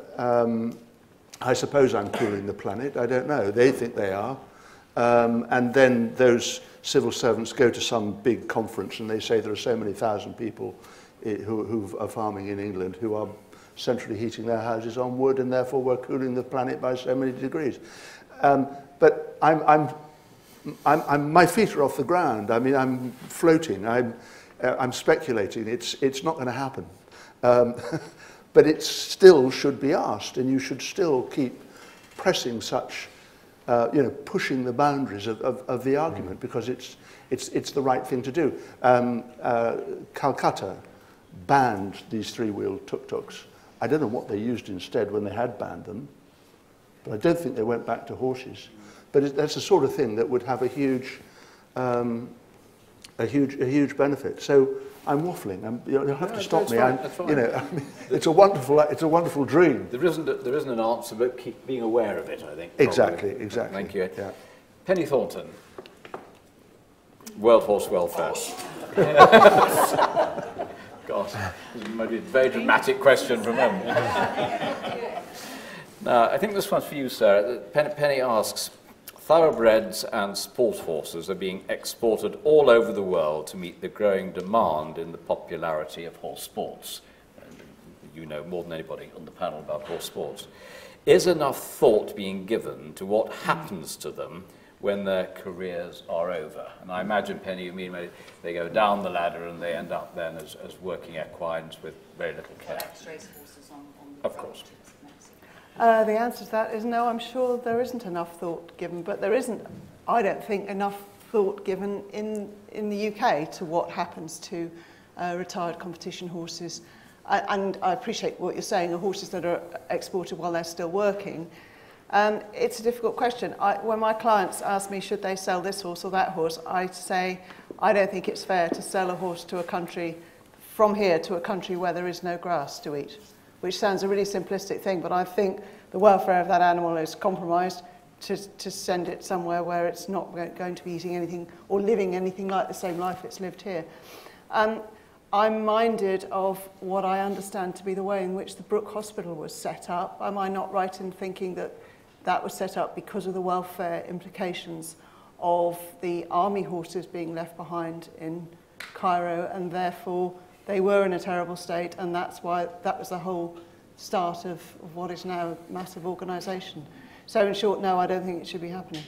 And of course, it isn't a problem exclusively to the developing world. We, in this country, had our own problem, a television programme only a few years ago, They Shoot Horses, Don't They?, which followed the fate of racehorses from Newmarket ending up in the most appalling conditions and finding their way to equine abattoirs. So it is an issue that we ought to be aware of wherever it happens, I think. Penny, thank you. Now, we have a lot more questions. I'm very sorry we haven't been able to cover all of your questions, so forgive me for not progressing any further at this point. But we did want to give you the opportunity from the floor to put your hand up and ask the panel any other specific questions. Now, please try and restrict your question to one sentence, not a speech. And with a sentence with a full stop in, preferably, so that we can get through as many questions as we can. Microphones are available on both sides. First question here, please. Would you like to give your name and also say who you're addressing? My name is Pete Schlechter. I'm from the European Working Horse Federation. So my question is very easy.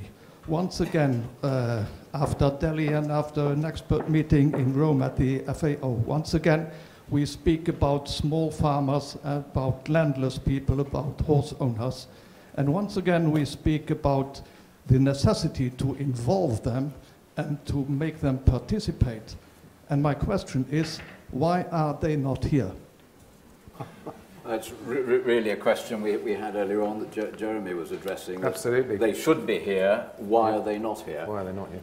I think they're not here because they haven't expressed an interest or been responsive when we've approached them. But Joy, do you have any thoughts? I think it's certainly always a dilemma when organising an event like this, because absolutely everyone would want to hear what people who are actually using the animals have to say, and it's always a balance with being an organiser of an event, as we were with the last colloquium, about the practicalities of being able to have everyone included who should be included, but on the other hand meet their needs and make them feel comfortable and able to speak and able to participate as fully as they can. And it may be that there are fora which can be designed to be better suited to do that in the future. Question in the front here.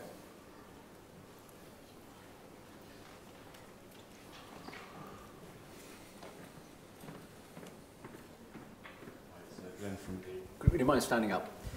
Yep, it's Glenn from the University of Edinburgh. It's a question about the jargon. Now, obviously, the jargon gets used a lot within very specialist fields and specialist journals. And somebody somewhere has got to do that mediating role between, I guess, filtering the findings of specialist work down to the practical end. So I just wanted to see if anybody could comment on whose role it is to translate jargon into real language. Into real speak, yeah. How's it done in Save the Children? I think that basically what we always tend to do with a particular issue is make sure that there is sort of we are working to a very fully understood across the board agreement on what a particular issue means, so that we know exactly what we're talking about. And I think that goes, I think, for branding and all sorts of other things as well. But on definitions, you've got to be very, very clear. And I think there are a number of definitions that are internationally accepted ones, which are also ones which are extremely helpful to latch onto, because those are the ones that have a common, if you like, international currency. And so one of the things that you might like to look at as a result of that is, if you like, agreeing terminology and trying to get that agreed at a more global level, so that everybody, again, is speaking to that language and to that understanding. Very good idea, and I'm sure that message will be taken on board. Yes, gentleman here.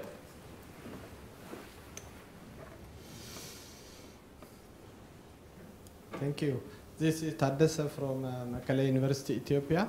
I would like to use this opportunity to acknowledge that the two journalists you mentioned earlier, we are receiving them since the last 5 years, and on behalf of the beneficiary students and staff, I would like to acknowledge that, and thank you very much. My question is, people are talking since the last years on One Health, One Medicine. How are the organizations, the Brooks, the Dog Sanctuary, and SPANA working with the human medicine in terms of zoonotic diseases? Thank you. Thank you. Sarah? I don't know that I know the answer to that. I know we've had liaison between World Horse Welfare and Save the Children, but I don't know any more than that. Joy, do you know? Is the Brook proactive in promoting One Health? I think there are certain examples where we've been very proactive. For example, Brook India in Delhi and Uttar Pradesh working on glanders outbreaks, which obviously have both human and animal implications. Diseases, really. Yes, yeah. So I think in those specific cases, yes. As far as having One Health as an overall policy, it's not yet something that we do. And I think the idea of One Health as being beyond just zoonoses and how animals can have positive effects on human lives as well as being a source of infection is something that we're probably doing One Health on that wider definition, but not necessarily doing a whole lot on zoonoses other than where we have specific outbreaks within our areas of operation. Well, I think from what you were both saying earlier, you're both keen on developing the concept. Yeah. And it's all part of this get away from two trucks going off to the same site, isn't it? And the more we can do together, the better. Yes, I mean, it may be not as simple as having everybody in the same truck, but certainly having exactly the parallel approaches which complement each other, which have been thought through together, and which, you know, where people are talking to each other at all levels, from the grassroots level up to the policy level, and making sure it's coordinated. So good challenges. Yeah. Good challenges. Yes, Stephen. Donkey Sanctuary, Stephen Blakeway. Stephen Blakeway, Donkey Sanctuary. I just wonder if the panel would like to comment on how you see progress since the last colloquium, because I think this is only my second one, but the last colloquium, I think, was a big effort, a big attempt to try and bring in a lot more humanitarian thinking and a lot more of the sort of holistic thinking. And I think this colloquium has a slightly different feel from then. I just wonder if other people would like to comment on how you feel that there's been progress since the last colloquium. Well, I'm not sure that were you, Sarah, at the last one? No, I think the only person that was asked on was Joyce, I'm afraid. How's this compare, Joy? It's me again. I think certainly at this colloquium, again, we're hearing much more of the participatory, the working with owners and so on, than we did here in the last one and in previous ones. It's coming in, it's becoming common, it's becoming the norm speak rather than something new and different. I think any time that you have a colloquium in a different country from where we work, it has a different feel about it because of not being as close to the actual the ground level. But I really see a lot of progress in terms of how everybody's thinking is gradually moving on and adopting some of those things that have become the norm much more the norm within the human development sector, of starting to look outwards, of starting to involve people at different levels and across different sectors, which is great to see. Just following on from that, perhaps ask you two, what do you think is the most effective way of placing the conclusions from this meeting on the wider international agenda? I guess organizations like this write strategy papers.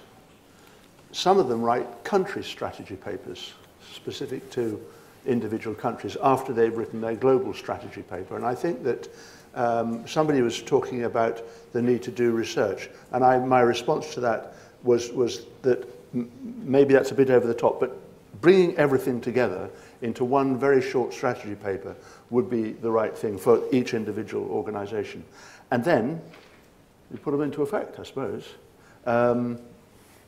Yeah. How do we get them to listen, Jeremy? Well, I'm just agreeing with that as well, and also making the critical link between Equids and human development. I think that that's the critical sort of one of the critical strategic questions.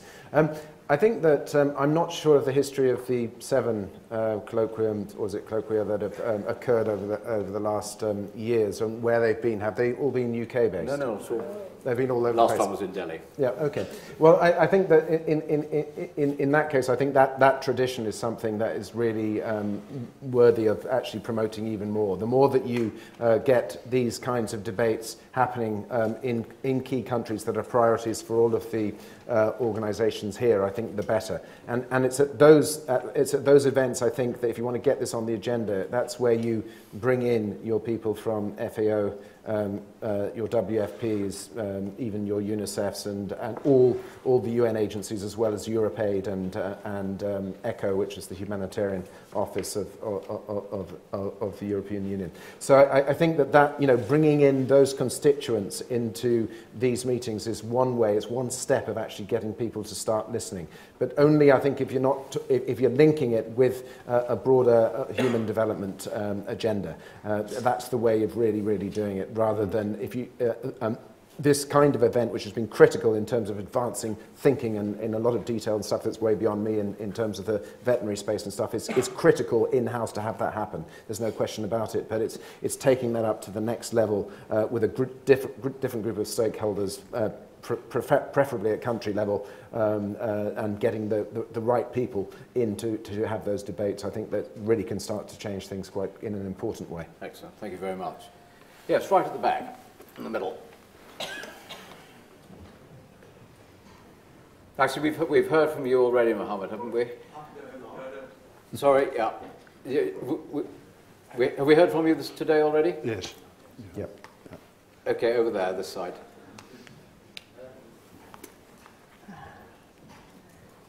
Last question, I'm afraid. Thank you.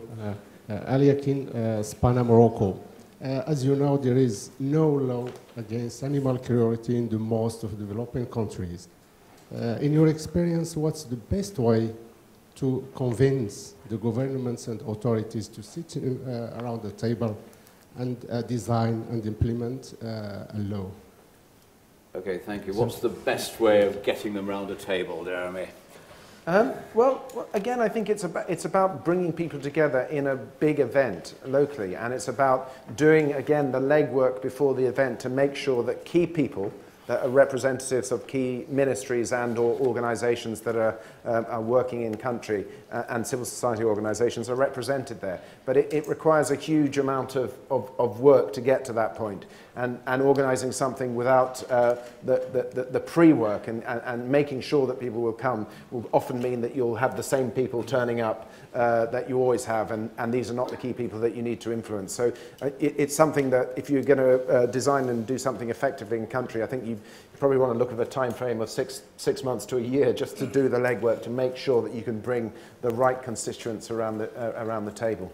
A lot of hard work and a lot of networking and a lot of influence. Well, I'm afraid we've come to the end of our session, but before we do go, you will remember I asked each of our panel members to try and summarise in one sentence what they're each going to take from this meeting.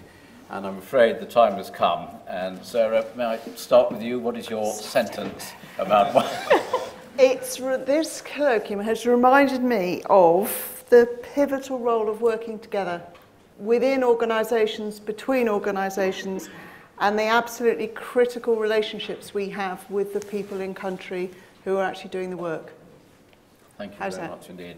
And Joy?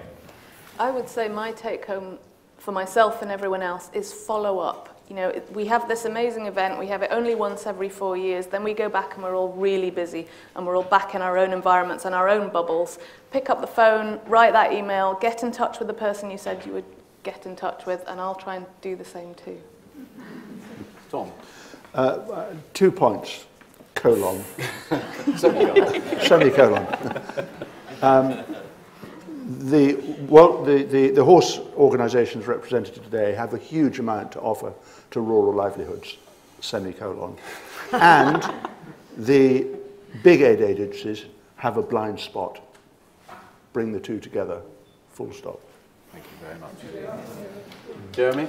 Yeah, meet with and work with organisations in the key countries which are your priority countries that are working on the ground, and there's obviously a combination of local, which I think is the absolute priority, local organisations, and I included in that obviously government as well, but actually broaden your horizons to get out of your comfort zone and go and talk to people that you normally don't talk to about the work that you're doing, and link that to the broader development space. Well, I think on that note, the only thing I can do to round off the afternoon is to thank our 4 panellists for a very, very stimulating afternoon. Thank you for the questions, and good afternoon. This is Korean style.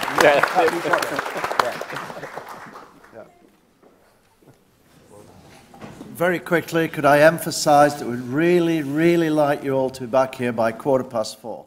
We have a fairly tight schedule. Her Royal Highness will be here there as well. So please be back after tea, 4:15. Thank you.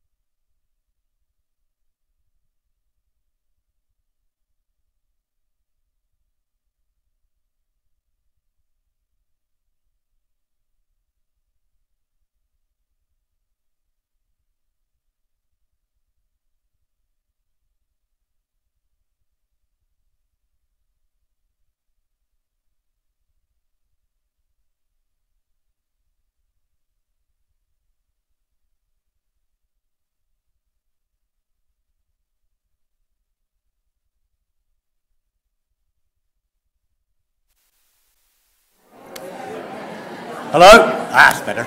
Can I have your attention for just a moment? We're just waiting for Her Royal Highness Princess Haya to arrive. It's the same drill as yesterday.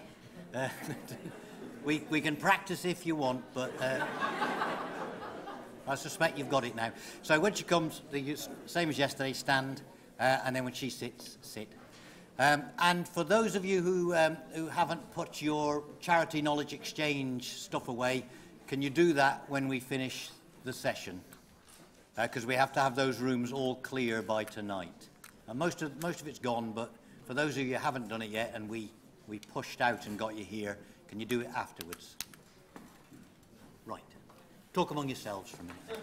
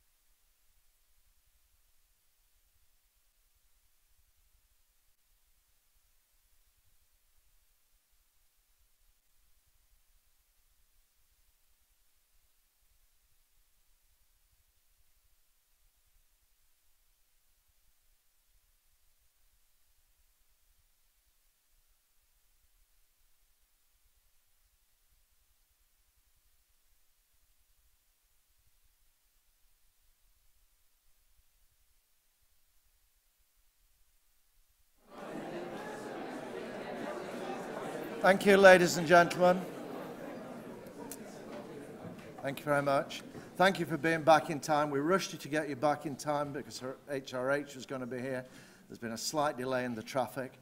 So what we're going to do is kick on, and we'll go on to the next part of our program. And when she comes in, if we just stand up briefly when she comes in, we'll sit her down, and then we'll just continue as normal. So that's absolutely fine. And the address and everything to the Princess Royal, to the Her Royal Highness Princess Aya, don't get it the wrong way around, is exactly the same. So exactly the same as yesterday. She really won't mind. But Her Royal Highness the Princess Aya, not the Princess Royal. You can see me getting it wrong now, can't you? I get most things wrong. Can I now ask our two raconteurs, if you remember at the beginning of yesterday, I identified them both and drew them to your attention at the back, and they've been furiously writing away and designing this. And so I'm going to ask Professor Cathy McGowan and Dr. Richard from the Animal Health Trust to now take us through what they discovered. Thank you. Thank you. And before I start, I'd like to thank the organising committee for inviting us to report on this colloquium. And it's been an amazing 2 days, a very busy 2 days, probably potentially busier for us than others, but we certainly have gotten a lot out of it, and it's been very rewarding for us to be able to put so much effort into and looking at the themes, and hopefully we've summarised and brought out some questions that you'll all agree with. Although before I'd start, Mr. Chairman introduced us as a raconteur, although we originally did come expecting to be rapporteurs, and we're not really sure which one we should be, and perhaps we'll leave the audience to decide which one at the end of the thing. Perhaps Barry would prefer us to be raconteurs. Anyway, so our overall theme for this colloquium is how do we demonstrate the importance of working equid welfare to human livelihoods, and that's been the theme of this colloquium.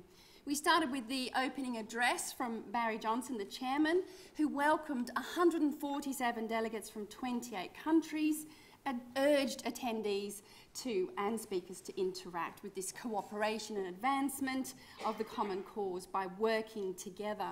And both the chairman and Rolly Owers, the CEO, brought out some important themes in their introductory talks that carried through the entire meeting, of course.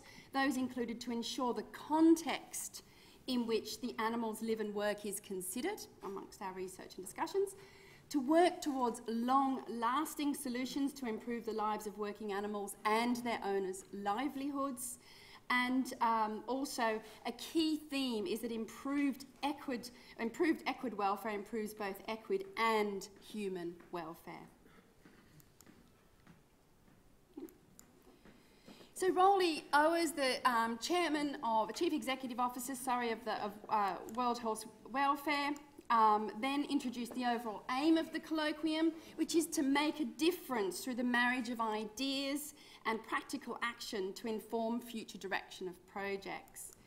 And he introduced 3 key challenges. What?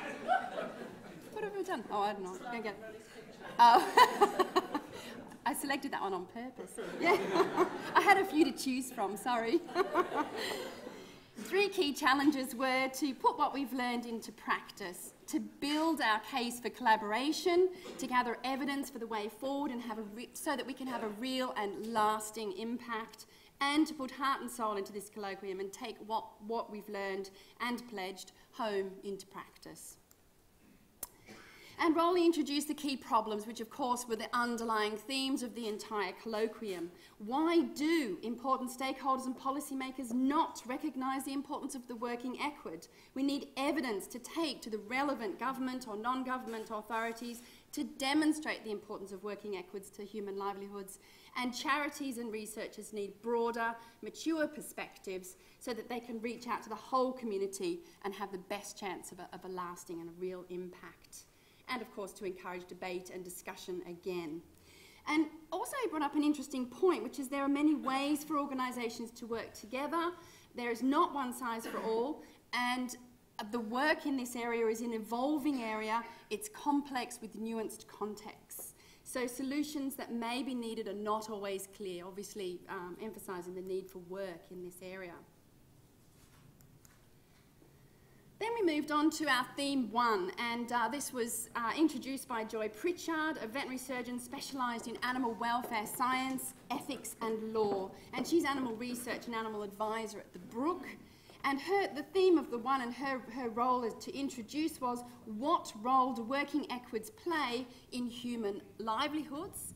And how well is this currently recognised? And I divided the talk into 2 sections, the role in the livelihoods and the recognition. So when I talk about the next bit, it's divided into 2. So Joy cleverly defined livelihood using the Department for International Development Sustainable Livelihoods framework. And this is a very important framework because, of course, it puts the context of livelihood into the words that are useful for communicating with government agencies. And the main focus there, of course, was on the livelihood assets in this section here. So yes, she framed the definition of livelihoods that are in ways that are useful in talking to governments and policymakers and humanitarian and aid groups, and also showed how these livelihood definitions could also fit into the UN Millennium Development Goals. And Joy gave examples of where working equids have an important role in human capital, natural capital, financial capital, physical capital, and are also social capital assets.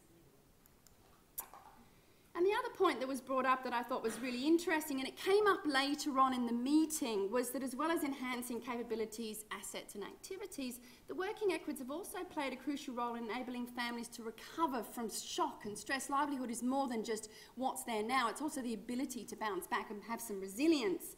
And this was brought up again, perhaps later in theme 2, where we were thinking of potential for collaboration with some of the humanitarian and aid groups, with opportunities for collaboration during disaster times, and that also is where the working equid can be very helpful.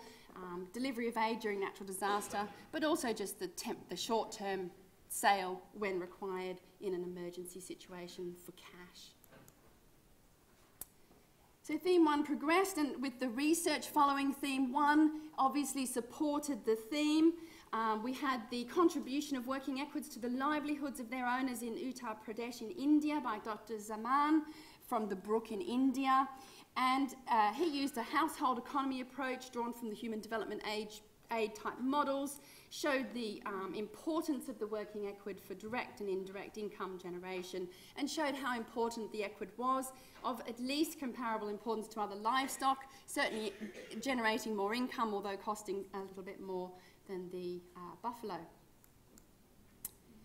And it was important too, again, talking on the livelihood theme, it came up again with the research supporting that the converse is also true. The working equid is very useful in improving the livelihood of poorer communities, but also the loss or the disease of the working equid can have a very important impact. And work from Ethiopia was presented by Bekele Mekanen on cart mule owners in Bahir Dar town, and it showed this dreadful impact of epizootic lymphangitis. It had significant socio-economic and emotional well-being effects on the horse owners, on the equid owners. Obviously we had reduced working time and lost income, but also this dreadful criticism and stigmatism from the community, which I think is an awful impact. And the loss of the equid was also really nicely presented by Delphine Valette, who reported on the effect on women when they lost or their equid was sick.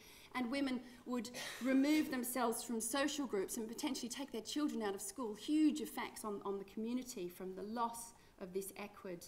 And also add-on effects. You know, the equid was no longer able to support their other livestock by transporting fodder and water. So the other part of the keynote talk was the recognition of the equid. Are they recognised? Is the working equid recognised?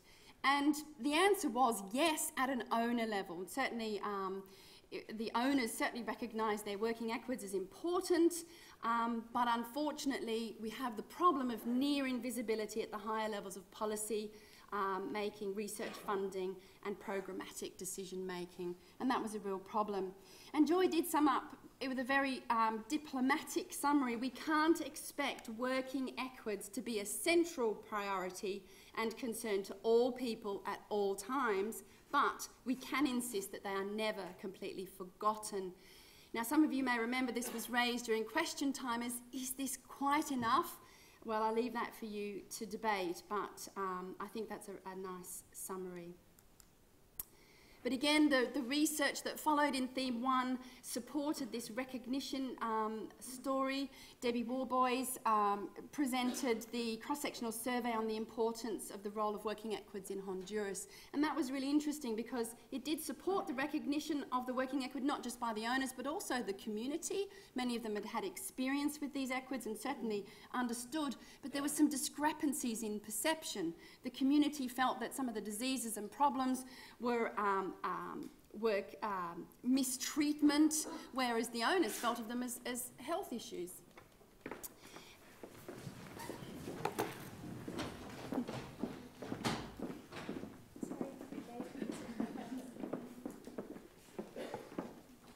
Your Royal Highness, thank you.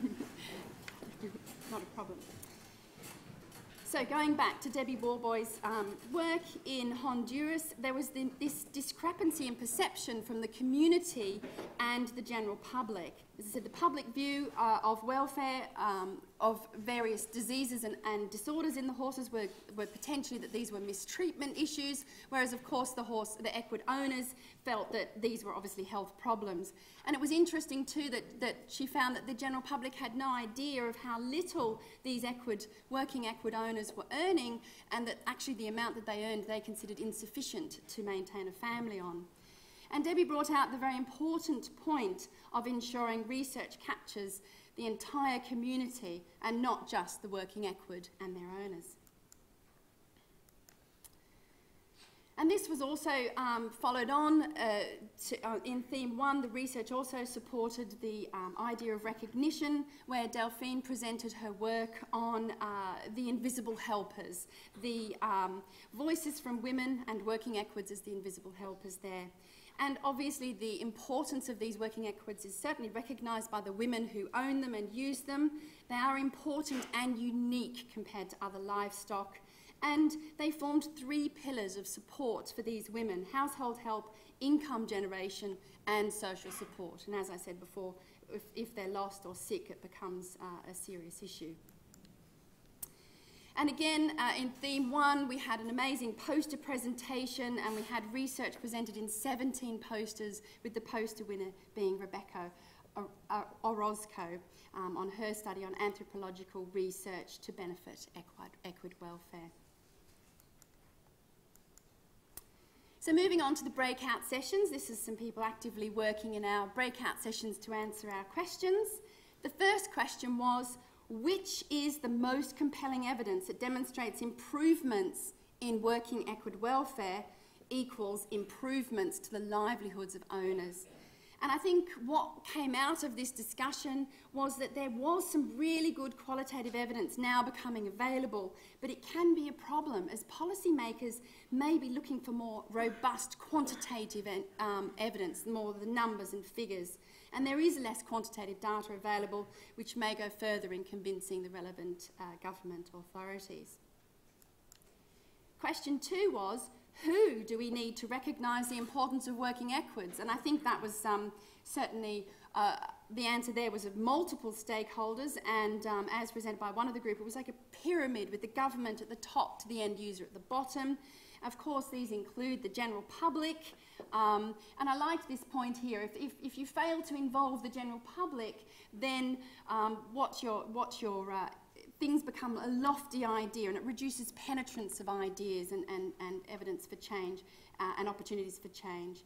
Obviously, NGOs, government, owners, and then going all the way up to our United Nations and development aid agencies.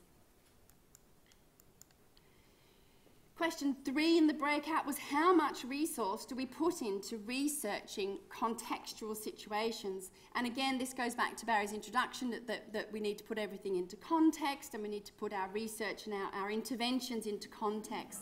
And obviously, the research is a very important part of research, but there needs to be a balance between understanding the context and implementing a solution. One point that was raised that was very interesting is it may be impossible, particularly for the NGOs, for example, coming in to intervene in an area. It may be impossible to completely understand the full context of the working equid in a particular community, in a particular country. And maybe the way forward, and I think that was certainly emphasised in the future themes, is participatory, with community involvement in whatever interventions we're making. And there was also the importance of learning from previous projects and sharing information amongst organisations. And the last question for the breakouts, question 4, was, how important are socio-economists to our work? And this goes back again to what sort of evidence do we need to affect change and to get the right message to the right people high up in the government and policymakers. And the answer was certainly economists are recognised by policymakers, so may be very important, and socio-economists may help us have a role in focusing priorities in the program, so adding that social perspective may add a little bit of more focus.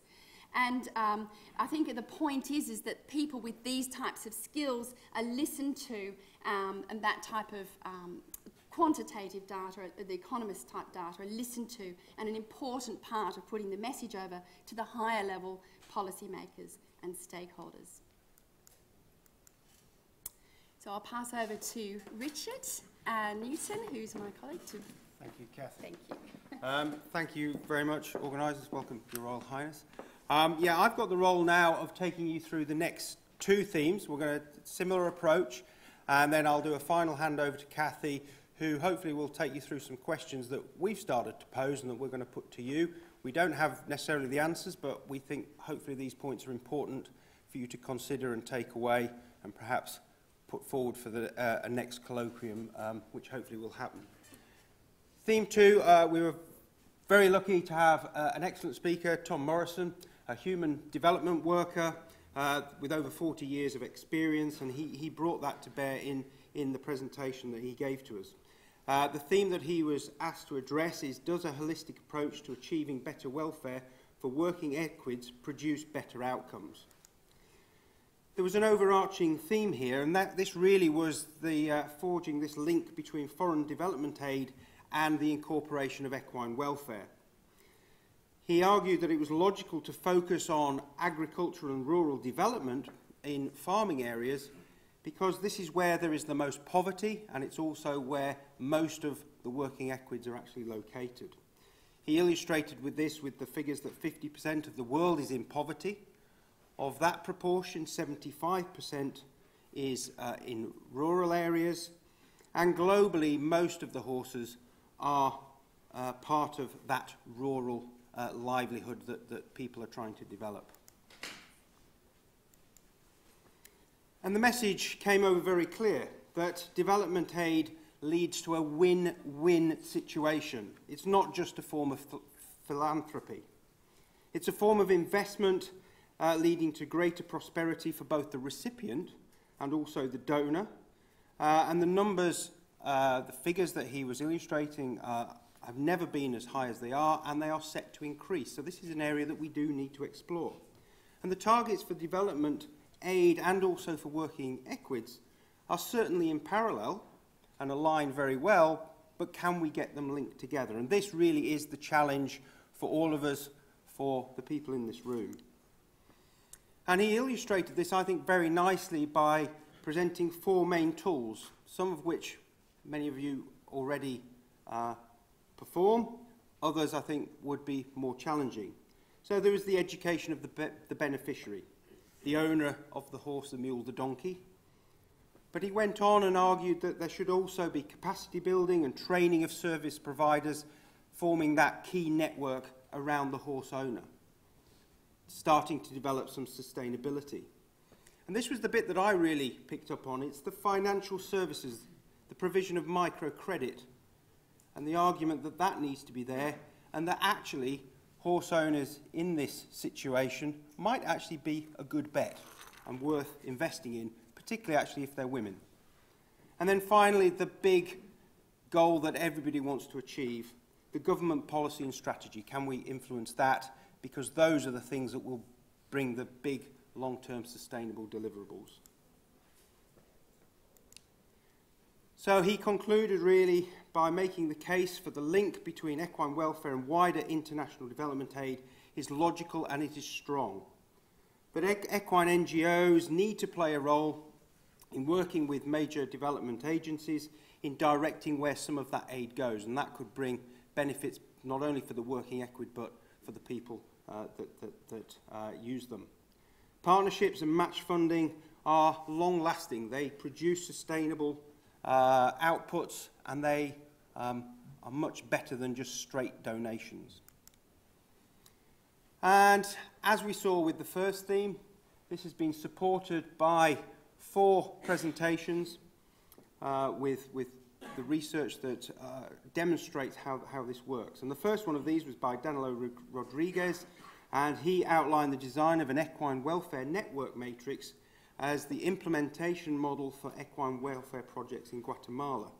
He discussed the incorporation of the community approach using community learning networks to improve equine welfare.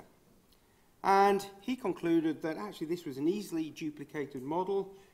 It didn't require rigid top-down approaches, that the networks actually were independent and therefore were very useful in developing actions within communities. The second one was presented by Jogan Kalita from India, and this outlined a variety of community-led actions that illustrated this approach of incorporating the community in advancing equine welfare. And he demonstrated that there was benefits from integration of supply, taking on that collective responsibility, and also rapid diffusion of information, which often is very important. He illustrated this obviously with the tetanus vaccination illustration, the insurance system, again quite a novel approach that we think of in more mature societies, but obviously important in working equids as well. Balanced feed, and also he illustrated the formation of gender-specific equine welfare groups, particularly amongst women, and illustrating that whole interdependence of women, households, and the working equid. And he concluded that the service provision alone is not just the solution. You need community engagement, and that helps in achieving things in a more rapid way and bringing benefit quicker. The third supporting research work came from Mariano Hernandez-Gil. He was promoting animal welfare in work that the Donkey Sanctuary was doing in Mexico, and he demonstrated how the Donkey Sanctuary were moving their approach from the mobile treatment clinics to an approach of promoting sustainable welfare where people's livelihoods rely on these equids. And he very nicely illustrated the parallel of the 5 freedoms actually to the 5 fingers, and really brought us back, I think, in terms of the holistic approach from the wider concepts that we were discussing back to the holistic approach actually for the animal itself. And that was a theme that then later came out in some of the discussions as well. And he again demonstrated the community partnership, capacity building, training of local professionals and technicians, all brought an immense benefit. And I think what was really encouraging from that was his conclusion that this equid humanship, this link between the horse or the donkey and humans, is something that they're taking forward into all of the work. And this is something that hopefully all of the organisations will be taking away as a good way of moving forward. And finally, we had from Cher Nawaz the holistic approaches to monitoring and evaluation of working equid programmatic activities. Sorry about that. And he illustrated 3 case studies based in different countries, Pakistan, India and Kenya, that involve communicating equine welfare issues and then trying to evaluate their benefit and measuring the impact of their interventions. I think what was nice about this was that he very clearly accepted that there were variable results depending on the model that was used and the type of interventions and tools that were adopted.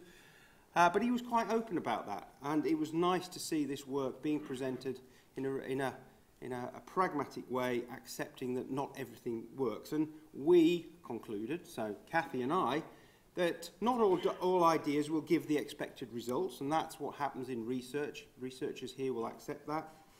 And that NGOs need to be prepared to be flexible in their approach, and they should also share both their negative and positive experiences to avoid reinventing the wheel and going down the same failures as we've done before.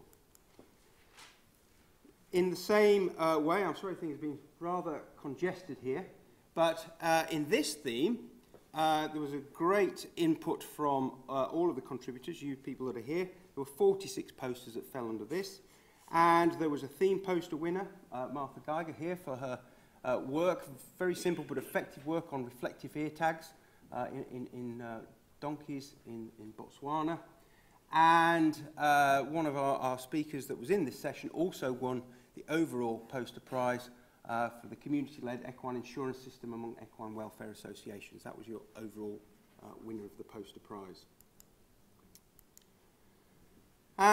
We then moved on in the same way. You were given your roles, you were broken up into 9 groups, and you came and fed back. And we had, again, 4 breakout questions that had to be considered.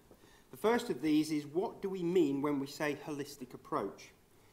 And the first speaker got up, and there was a little bit of debate about having to define a holistic viewpoint and separating that really from the approach. And really it was consideration of all the factors to do with equine welfare, including obviously the equid itself. So it's not just animal welfare, it's also considering human welfare as well. But the 2 groups that considered this both emphasised that the approach also had to look at the holistic consideration for the individual animal itself. We should never take the equid out of the equation. It's really important that they remain focused. But again, everybody agreed that hopefully the holistic approach will deliver something that's long-term and sustainable, and that's what will build benefit and bring long-term welfare improvement for all equids. The second question was, how do we demonstrate that the holistic approach is better?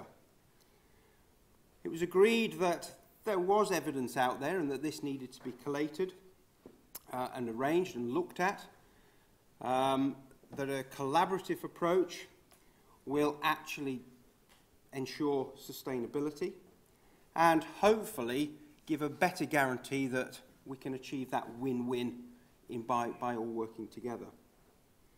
There was also probably influence from some of the scientists and possibly the epidemiologists in these groups that there was a requirement to measure outcomes in a robust and reproducible way. Obviously, we need to think about what it is that gets measured, what definitions do we need, what consistencies do we need across different groups, different countries, different equids. And then, what about making appropriate comparisons? The need for the control group. What happens to that group where you don't intervene? Can you demonstrate that there is benefit by putting in that intervention? And there was also the need, I think, to look at the parallel human development aid.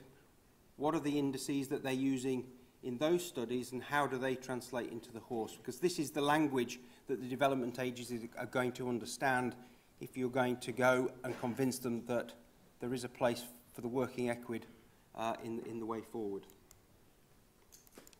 The third question, which I've broken into 2 slides here, is how do we encourage human development agencies to collaborate in our work? And this really, I think, goes to the heart of what this theme 2 was about.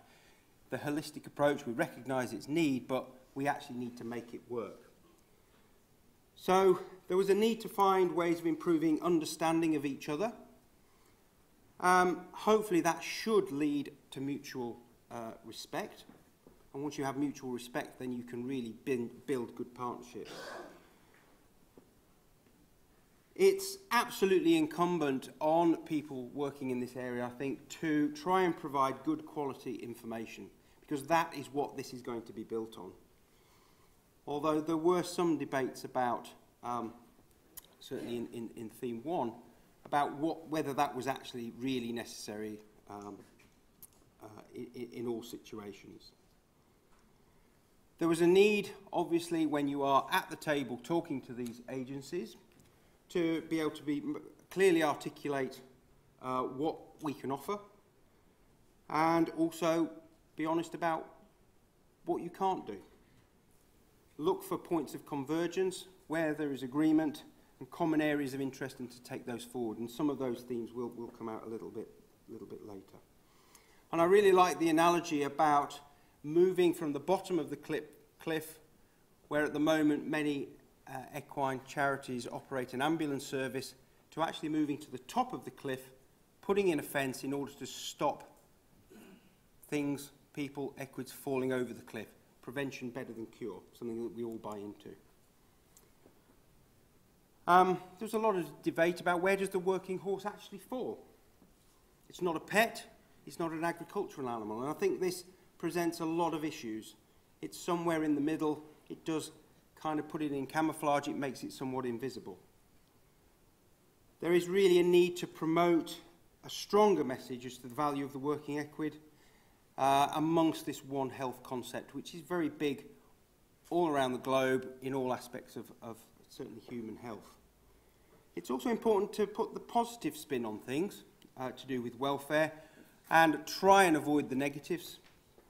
Not all welfare is poor welfare.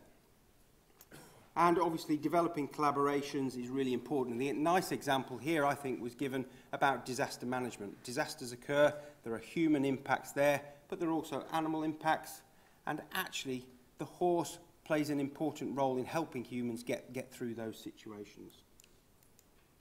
The fourth breakout question: what role do governments play in supporting our work? Again, this was a little bit of a sort of list of what they could do, obviously establishing laws, maintaining regulations, the ability to support welfare initiatives. But those governments also need support, they also need lobbying, they need to be made aware of the importance of the working equid. They have roles in veterinary education, and whilst we accept that the greatest interest is probably in the food-producing animals, we clearly heard that the working horse has an important role in maintaining that sector as well. We heard about the government interactions with the OIE and what efforts are now being made to take that forward. And I think these are really exciting. Having worked a little bit with the OIE on movement of horses internationally, I think this is a really good and exciting way to move forward. But we need to be conscious that a top-down approach may well help drive things like participatory studies. So engaging with governments, getting their buy-in, that can really bring a lot of benefit quite quickly. Obviously heard about service provision, a whole list there of the things that governments can do. And I think the salutary thing was that we need to be realistic and realise that government support doesn't necessarily have to just be monetary, but they can help facilitate much of this stuff. Okay, so closing yesterday, we were very lucky to hear from Her Royal Highness Princess Royal, and she, I think, very nicely linked together the themes of the Keynote and Theme 2, and she drew on her experience as President of Save the Children, something we'd heard earlier on from Tom. And she gave a really interesting perspective on how that the lobbying of governments can bring benefits. But she did caution quite rightly about the potential for unintended consequences. And she gave some examples there of introducing of tractors and the stopping of culling of wild mustangs in the USA, and that these things can have impacts downstream that perhaps weren't fully thought through. Interestingly, she picked up on the representation that's amongst you in the audience, 27, or is it 28 countries represented at this colloquium. And interesting that the Princess really hoped that that represented a step change in the attitude towards the working equid. More and more people and countries were taking this seriously. She urged us to communicate, collaborate, and make best use of the information that was being discussed at the colloquium in order to bring about some real benefit and have an impact. Then this morning, we benefited from the wisdom of Professor Paul Lunn, who, he'll probably kill me, but I'm describing him as a veterinary scientist and an administrator. He's got a strong background in equine immunological and infectious disease research, and he's now starting to apply that to the working equid, and I think that's tremendous. And he presented for us a report from the Havemeyer Foundation workshop on infectious diseases of working equids that I was lucky enough to also attend in Ethiopia in November last year. This was a nice example, I think, of a systematic group approach to considering equid disease. And the steps taken by the workshop were threefold, if you like. First of all, it was prioritising the disease based on their impact within the populations where they were important. The group then defined the impediments to progress, and these were summarised as technical, social or behavioural, and also institutional. And I'll let you read there how they were relevant. But the really important bit was to tie these two things together in order to try and find creative ways of moving this whole question forward. And in that way, the group came up with some priority actions that they put into three categories. The first category was really where the disease was reasonably well understood in terms of the diagnosis, the pathogen itself, and there are a number of examples there that we instantly would think have been very important. But it was recognised that actually the technical barriers weren't there, but this needed advocacy to address behavioural and institutional barriers. So there were big barriers, but some of them we'd already overcome. Category 2, possibly the most important ones, in that the disease etiology is known, but the knowledge is not that good. There are significant gaps in knowledge, surveillance, etc. And here again we see EZL as an example. And there are significant technical barriers here that need investment and need to be overcome. And thirdly, Paul hinted on the syndromic diagnosis, where we have a set of signs, but we don't know what the underlying cause is. And this obviously needs more work, more investigation, more surveillance. And we saw a nice example of this later on. We then moved on to the keynote speaker for theme 3, Professor Derek Nottenbelt, well known to everybody, a passionate advocate of improving equine welfare, but also the welfare of the people that those animals impact on. And his theme really was, what is the role of veterinary science? So Derek posed a number of facts for us. He presented facts in order to answer the question, veterinary science, who needs it? He made the argument that the working equid plays a pivotal role. We'd already heard that from numerous speakers, but he said it again. He made the argument that veterinary services are indeed themselves essential, although there could be cultural and religious influences that also have to be heeded because they play an important role. He made the argument that actually the world needs more horses, not fewer. And then he quoted himself, if working horses and donkeys were removed from society, the world's economy would collapse. A very bold statement, but probably one that none of us could argue with. And there's always a but. But the veterinary services are usually sparse and intermittent. Most of the working animals are owned by people who do not have the wherewithal in order to seek out appropriate or can afford appropriate care of those animals. And that brings us obviously back to all of the concepts that were presented in theme 2, the holistic approach. How do we make that happen? He also touched on a very important aspect, which is the ruminant bias.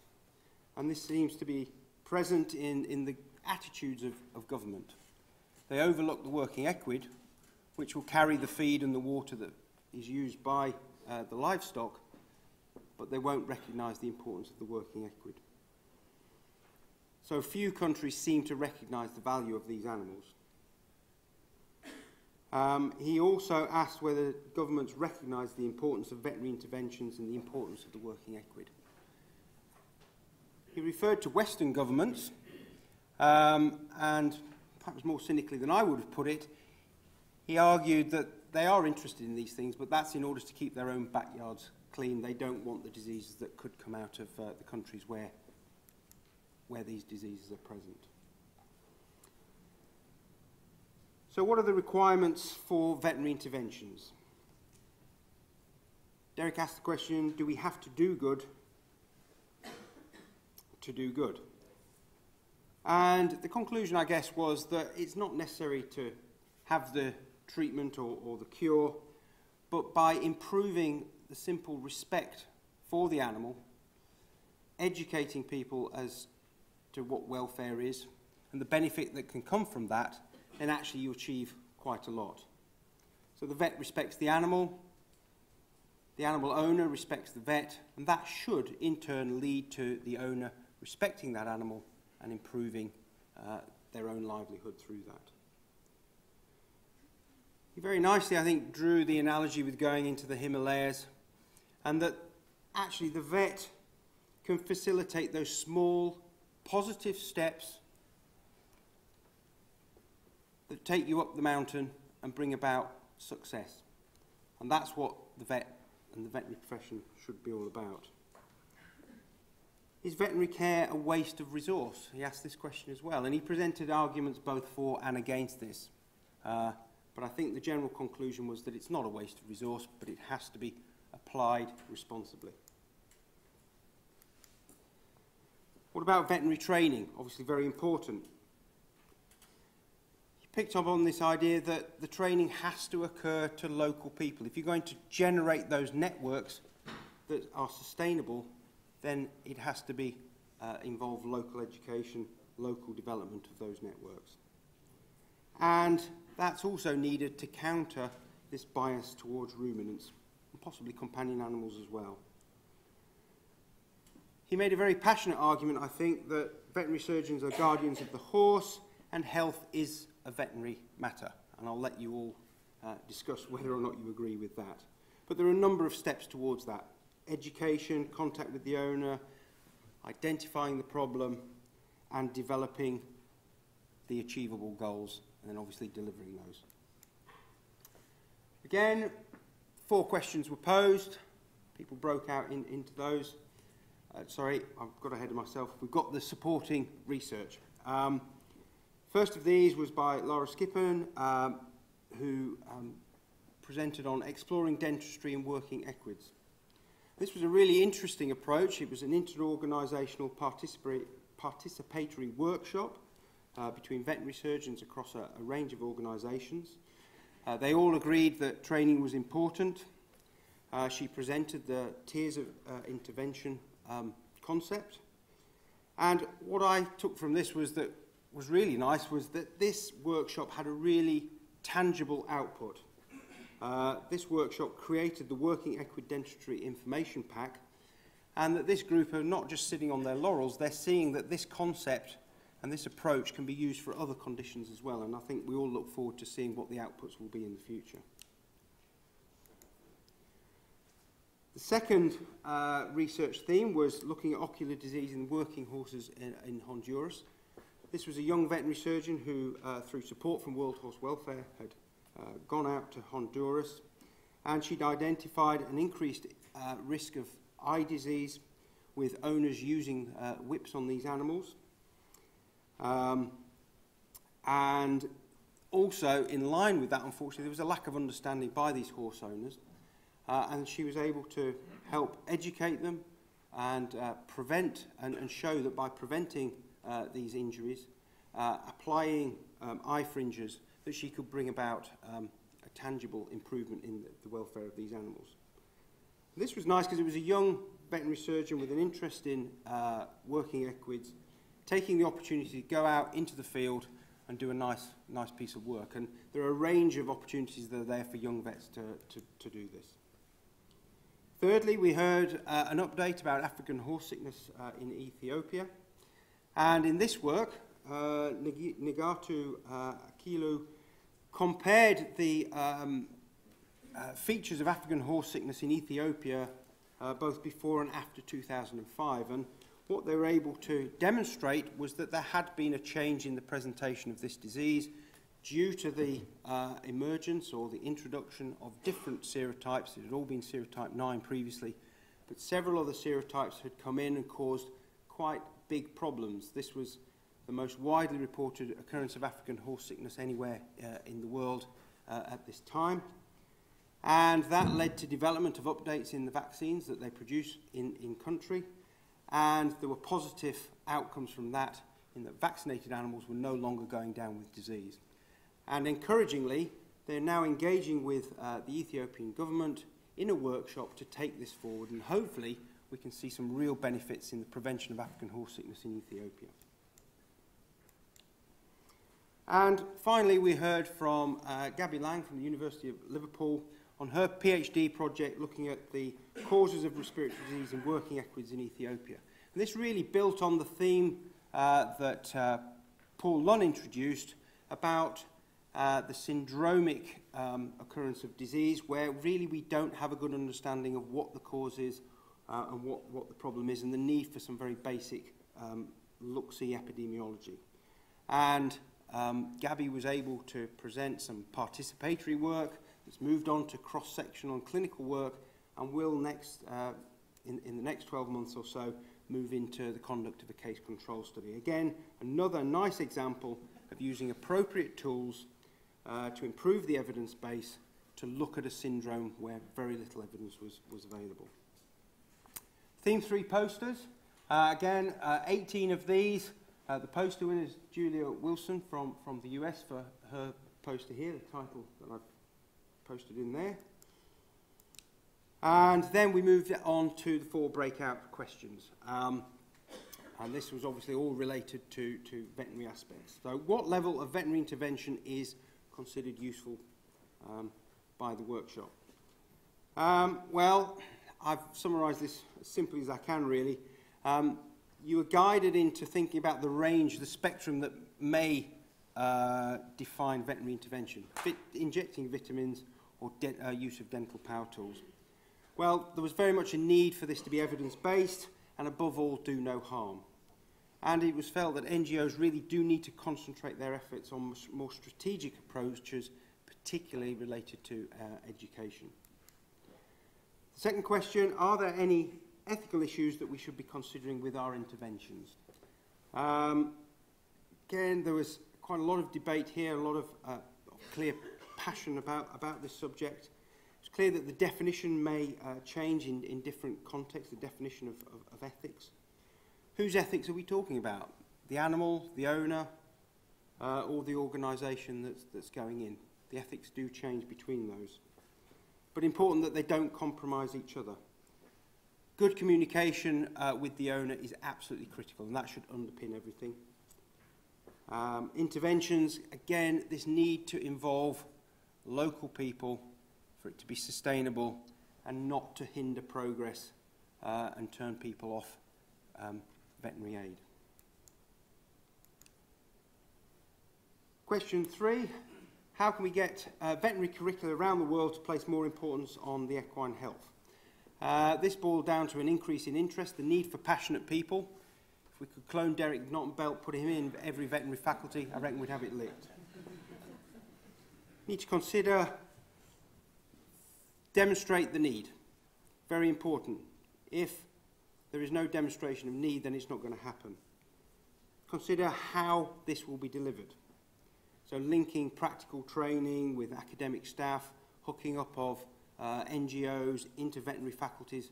Saw that very nicely in Ethiopia, no doubt happening elsewhere as well. And very much the need to get the message through to all levels, including government. So again, the need for advocacy to promote this right the way up the chain. And the final breakout question, does providing direct veterinary intervention help or hinder a situation?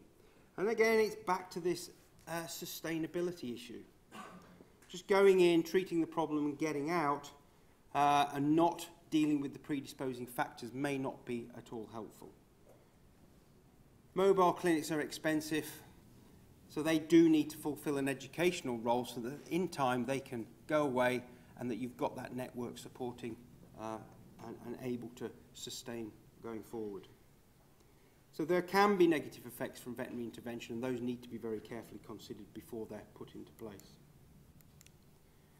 And at that point, I apologise if I've rather rambled on, but I'm now going to hand back to Kathy, who will conclude by posing some questions and challenges for you guys. Thank you. Thank you, Richard. Okay, this is going to be quick because I know we're over time.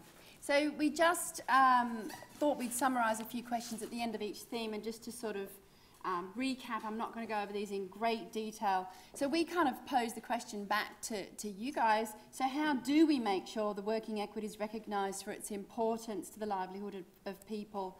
And I think the answer is certainly how do we ensure that we're using the right language, and whether or not that language is really appropriate for the appropriate group. We've got a government approach that might need factors such as gross domestic product to sway them. Humanitarian approach may need the involvement of women and children and their plights to sway them, or the community approach.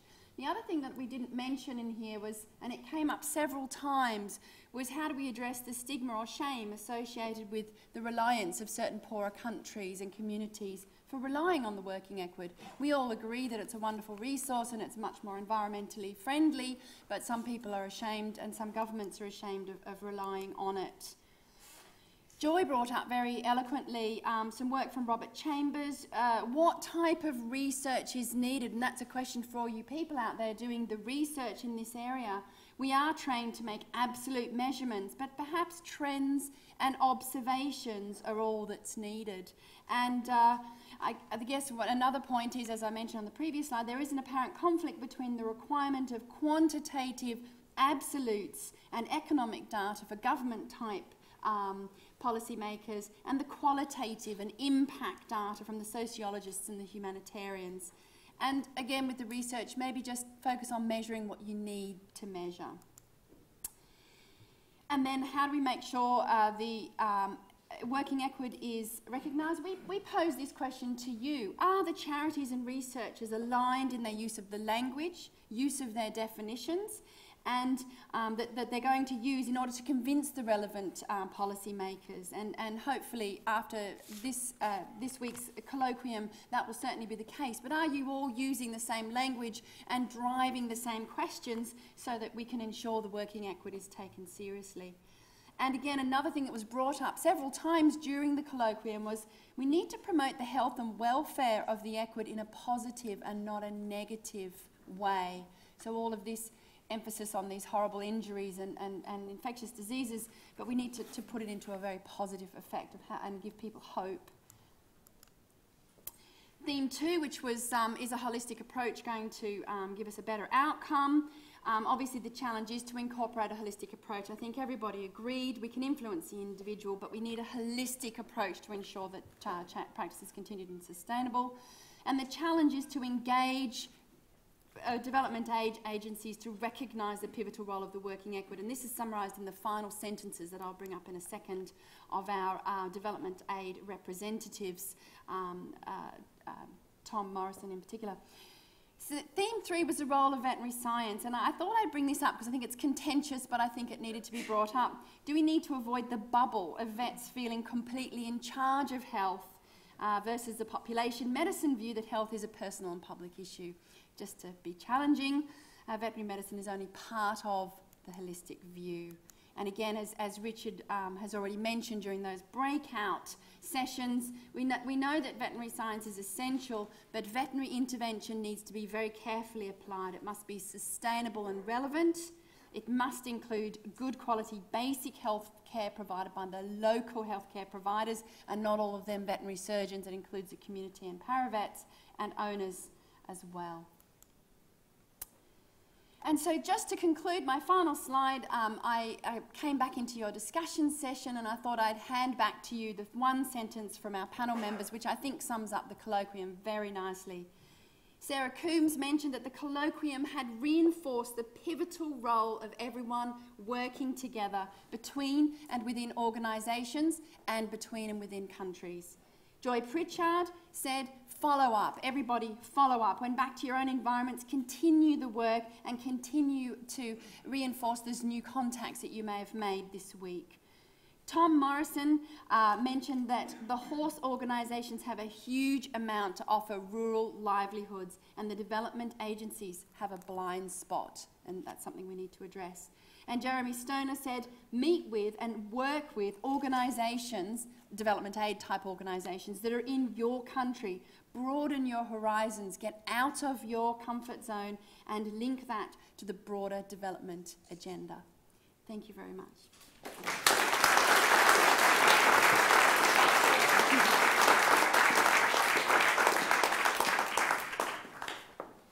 Thank you very much. I think everybody would agree that to sit in on 2 days' work and then summarise it in 1 hour is an extremely rare gift. And today we've had two of the very best at doing it. And I'd like to thank them very much indeed. Thank you.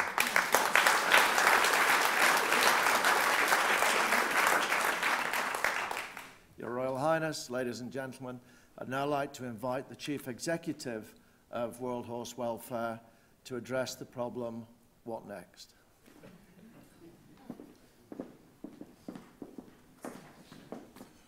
Your Royal Highness, ladies and gentlemen, dear delegates, I'm not sure it's a problem of what next, but was it me or was I the only photo shown which wasn't shown in a nice smiley way? I thought I looked quite scary.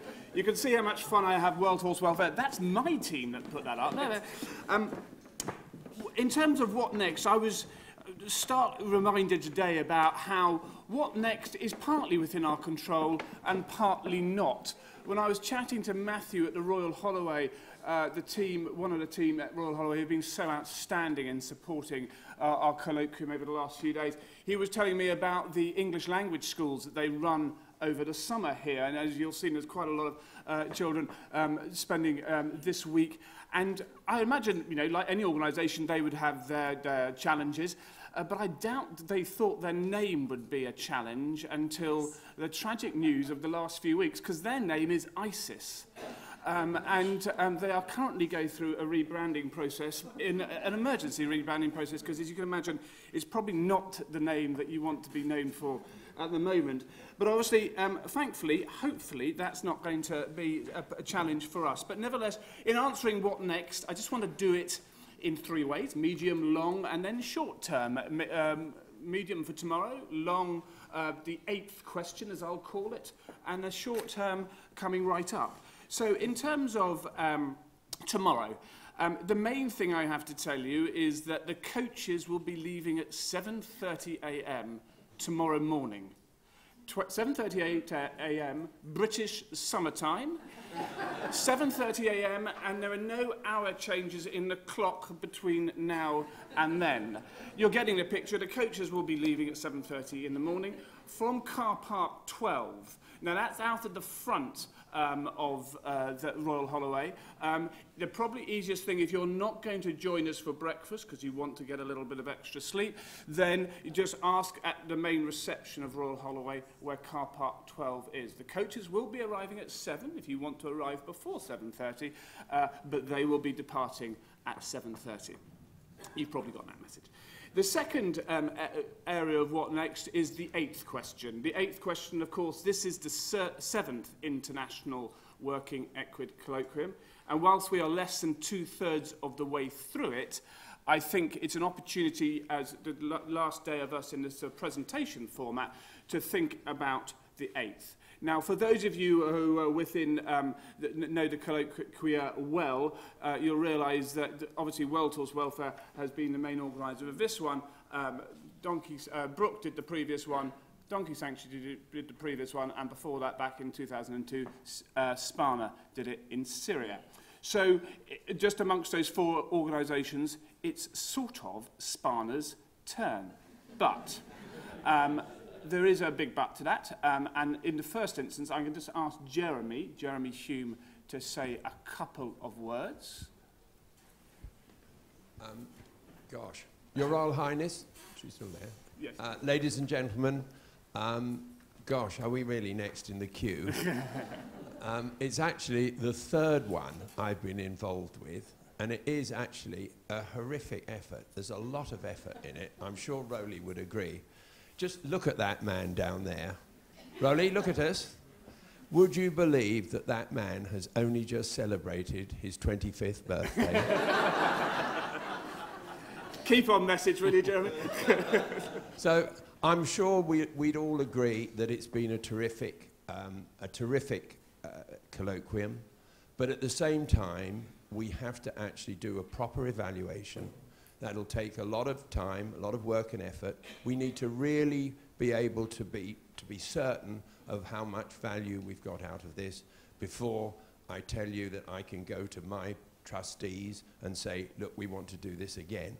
So that will take a little time. So yes, while I understand we're next in the queue, I cannot say at this stage, yes, we're going to do it in 4 years' time. So I'm sorry, you'll just have to be a little patient.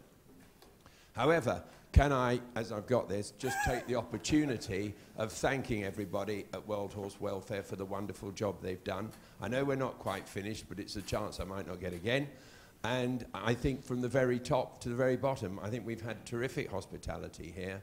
And I thank Rowley, the chairman, the trustees, and all the staff, and I mean all the staff, right down to the helpers who've shown us around. So I'm sorry, you'll have to be patient about the next colloquium, but in the meantime, thank you very much, World Horse Welfare.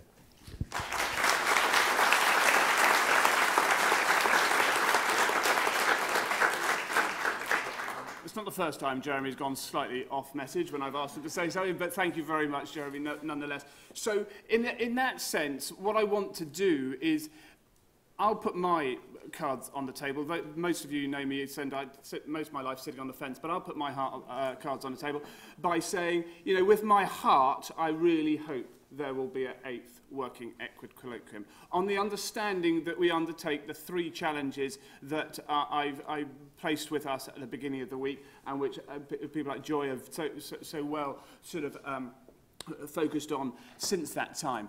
I really do feel with my heart. With my head, since we're organising this one and we won't have to organise the next one, I hope we have another Equitable Colloquium too.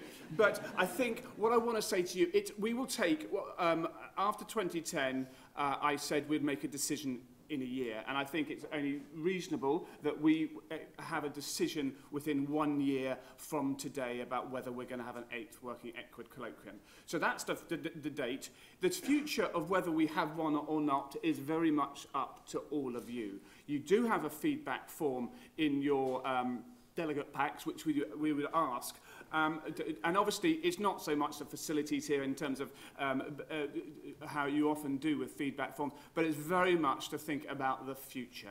What would it take to make a complete justification to hold the 8th working Equid colloquium? It is very much in your hands. Please feel, you've got the colloquium email address for World Horse Welfare. That will stay open all year, and it is something that I know the other organisations, and it doesn't just need to be the 4 NGOs that are currently organising it. It can obviously go out to a far wider audience, and we will sort of take in all feedback like that. I won't lie, it is not an easy job to organise a colloquium, but as I said on yesterday morning, it's been a huge pleasure to do it. So if I can leave that challenge with you, the future is very much in your hands.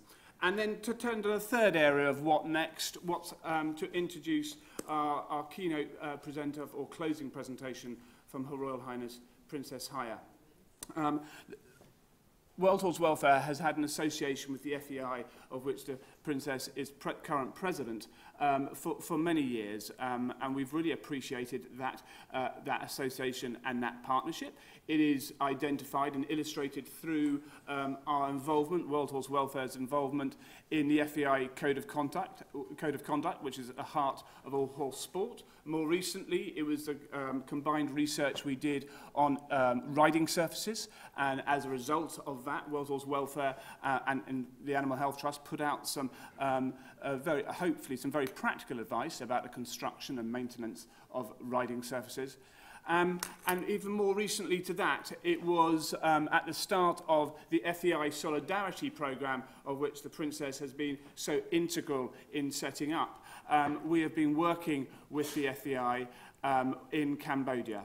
It's been a totally new project for us, a project that, in partnership with the FEI and with the Cambodia Pony Welfare Organisation, we have been looking to support a project which both looks across to develop horse sport, but also across to support the working equid. It's been a fascinating journey, a journey that's still going on, but ma'am, I'm so grateful to you for your support, your personal interest in that. You are a huge supporter of World Horse Welfare. For that, I'm deeply grateful to you and for taking the time out in your schedule to join us today. And could I invite you to come and close day 2 of the colloquium?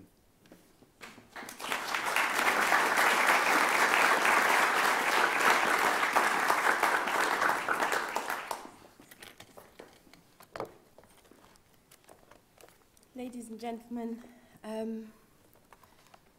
I see you're standing by the door. I promise I won't run for it.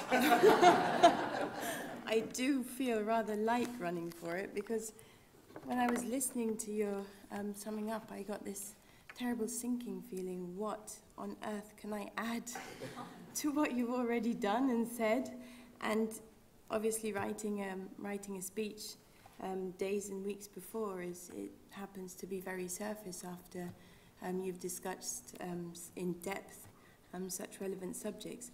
But I'll have a go, and then probably to the fear of royal protocol, I might add a few things of my own at the end.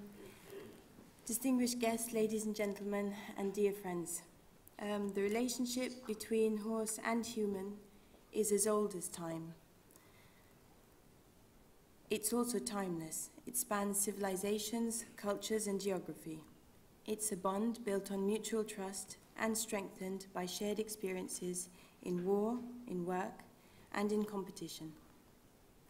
We're all here because we believe in that bond between human and horses, and we carry with us the obligation to safeguard the welfare of these magnificent animals, who give us so much. I'm honored to be here today on behalf of 3 organizations that accept this responsibility: the International Equestrian Federation, the International Horse Sports Confederation, and the World Animal Health Organization. I'm also blessed to be able to continue the work of my late father and mother, Their Majesties King Hussein and Queen Alia, as a United Nations Messenger of Peace for Hunger and Poverty. Every day, I see the desperate situations of billions of families who are starving or below the poverty line and rely on working equids to survive. Like all of you, I love horses and donkeys. I used to bring many home, actually. I truly believe in the world and it being a better place if more humans had the horse's ability to combine such strength and power with grace, humility, and loyalty, as well as purity of heart. I come from the world of horse sport, where the health and fitness and well-being of horses is paramount. Of course, I know there are some who deviate from this principle, either through carelessness or a perverse desire to win at any cost. But the ethos of horse sport, and certainly the FEI, is that horse is a fellow athlete and a teammate of the human competitor, and deserves the respect and care that is demanded by that kind of special relationship. Every workhorse deserves the same respect and care. It's a mistake to think that working equines are less valuable to their owners than expensive elite sport horses are to theirs. The difference is that the owners of elite sport horses invariably have the resources and the knowledge to care for their horses properly. We typically have access to a whole industry of skilled farriers, saddlers, and vets. Working horses, ponies, donkeys, and mules also need this care, but their needs are often unmet because of a lack of awareness of them, a lack of skilled people to provide these services, and most realistically, simply, a lack of financial resources. Far too often in the developing world, the people who depend on working equids are struggling economically and marginalized socially. Their horse, donkey, or mule may be the single most important thing to ensuring their livelihoods, but they may not have the ability to care for it. The humanitarian community can help bridge this gap by recognizing the important economic role that working equids play in impoverished communities. Safeguarding working horses, ponies, and other equids can help lift families out of poverty. Sport can also help. On one level, it is in every sense the platform that celebrates the working equid. Without this platform, and without horse sport, the predicament of horses universally, in terms of welfare, would be disastrous. Sport horses protect the concept of welfare just as much as those who believe in it strive to protect them, simply by doing what they do. But there is other good examples, and a good example here, of collaboration. In a project supported by FEI's Solidarity Programme in Cambodia, which Rolly mentioned, World Horse Welfare and the Cambodian Pony Welfare Organization have been exploring the relationship between the status of the equine and the care it receives. In this project, we trained local farriers, saddlers, and vets to provide higher level of care to horses and ponies used in elite sport, and in sharing this knowledge with horse-owning communities in villages around Phnom Penh who depend on their animals for their main means of livelihood. As a result of our work, Cambodia was able to send an equestrian team to the Southeast Asian Games, an achievement that is a source of great pride to them. As Cambodia builds a successful equestrian team based on the principles of good welfare and skilled horse care, we believe that people will be encouraged to use their ponies for sport as well as for work and consider their welfare as more of an important factor. We're also raising awareness and sharing horse care knowledge in rural communities. We are showing how these skills can improve the well-being of their horses and are valuable and can be used not just in their own communities, but in a wider sport industry that is growing significantly, especially in emerging economies. I'm not suggesting that horse sport can solve all the problems to the welfare of working equids, but it can help. And we need the help of everyone who cares about horses to confront this issue. We also need quality research to help guide our actions by showing what works and what doesn't. The working equid, I have trouble with this word, colloquium, plays a very important role in that regard. I know that you've been discussing the wider range of research topics and methodologies over the last 2 days. I have no doubt that this exchange of ideas, whether it takes place during the conference or in the corridors during coffee, or indeed after this conference, will help save working equids from needless suffering.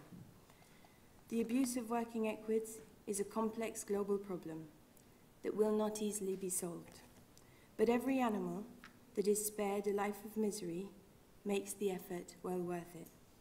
And we can ultimately solve this problem if we work together, guided by research, relying on practical solutions, and recognizing the fact that many of those who neglect their animals need our help more than they need our scorn.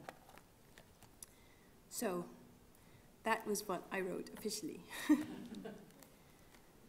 But my conclusion, possibly, and please forgive me, I'm not being trite in any way, is to tell you all that I really think you're onto something.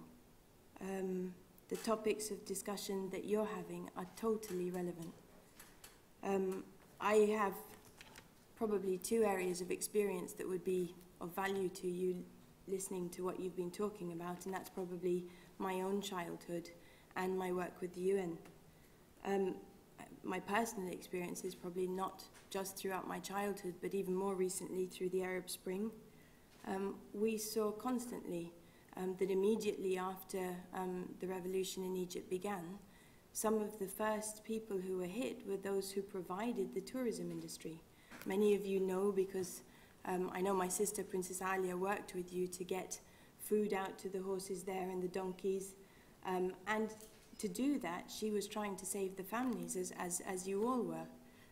But the main point of contact was to get the horses and the donkeys okay to make sure that the families could survive. Again, in Petra and Jordan, I know many of you have worked there. And when the government tried to stop the industry of tourism being traveled up and down the Siq with horses and donkeys, that hit the families that were literally living in Petra for generations. And it was through your work and through organizations like you that actually saved those families. So from that aspect, and from my UN work, I do feel that what you're looking at here in this Working Equid Colloquium is relevant. And I do think people are willing to listen on a government level and at the UN level. If I can be humble, I would say that perhaps my experience is that perhaps if you frame it as helping people, it's more easily accepted. And that's not to say that you're not being loyal to the premise of helping animals. People in the larger world just seem to see more relevance in that. And I think that from the government's point of view, you can absolutely make that point. I think if you spend, again, another unsubstantiated comment from me, and really I'm very aware that I'm in a room of many more intelligent people than myself, but I do think that if you also look at ways to link up with the government agencies and perhaps save time by using the data structure that they've already produced for their human models, that they will understand it more easily. And they've already invested a huge amount of time in that, and it would really only be an exercise of showing how the working equids are relevant within that model and looking at where the families partner with them. I'm also aware of the fact that many of these aid agencies are very aware of animals. I'm talking about people like the Gates Foundation, Green Revolution in Africa, basically the aid agencies, FAO, the Silent Giants, WFP, the ones who basically work on delivering aid, and they don't make much noise about it. They have huge resources behind them, but they do absolutely understand that the animals and the farmers and helping small farmers in Africa is the only way forward for that continent. So I think that maybe while you struggle to, and you worry if you'll be well heard, I think you will be. It's just placing it in a context that they understand. I also would put in a small plea for myself. I know from my sister, Princess Alia, who often gets very upset about the way people treat horses, but also the time I've been able to spend with poor families is that often they make it appear a joke, or they make it appear that they don't care, but in many ways they do care about the animal. They really just don't have the resources to buy the fly fringe, to invest in the farrier, and they don't necessarily lack the education that's needed, but feeding a child is perhaps more important.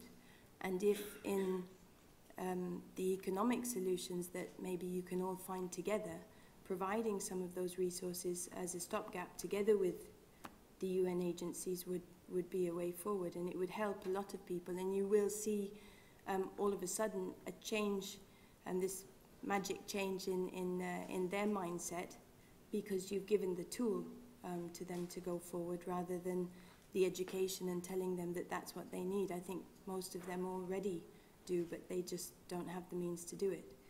But I can't say that for all of the people who treat animals badly, but a large majority, yes.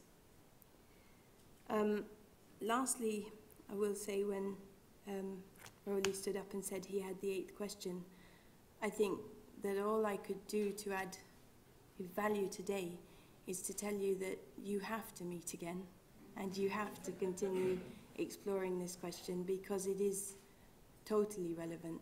I see in my work every day, and I feel so comfortable being here because I finally feel like all of you, somebody has seen the puzzle that fits together.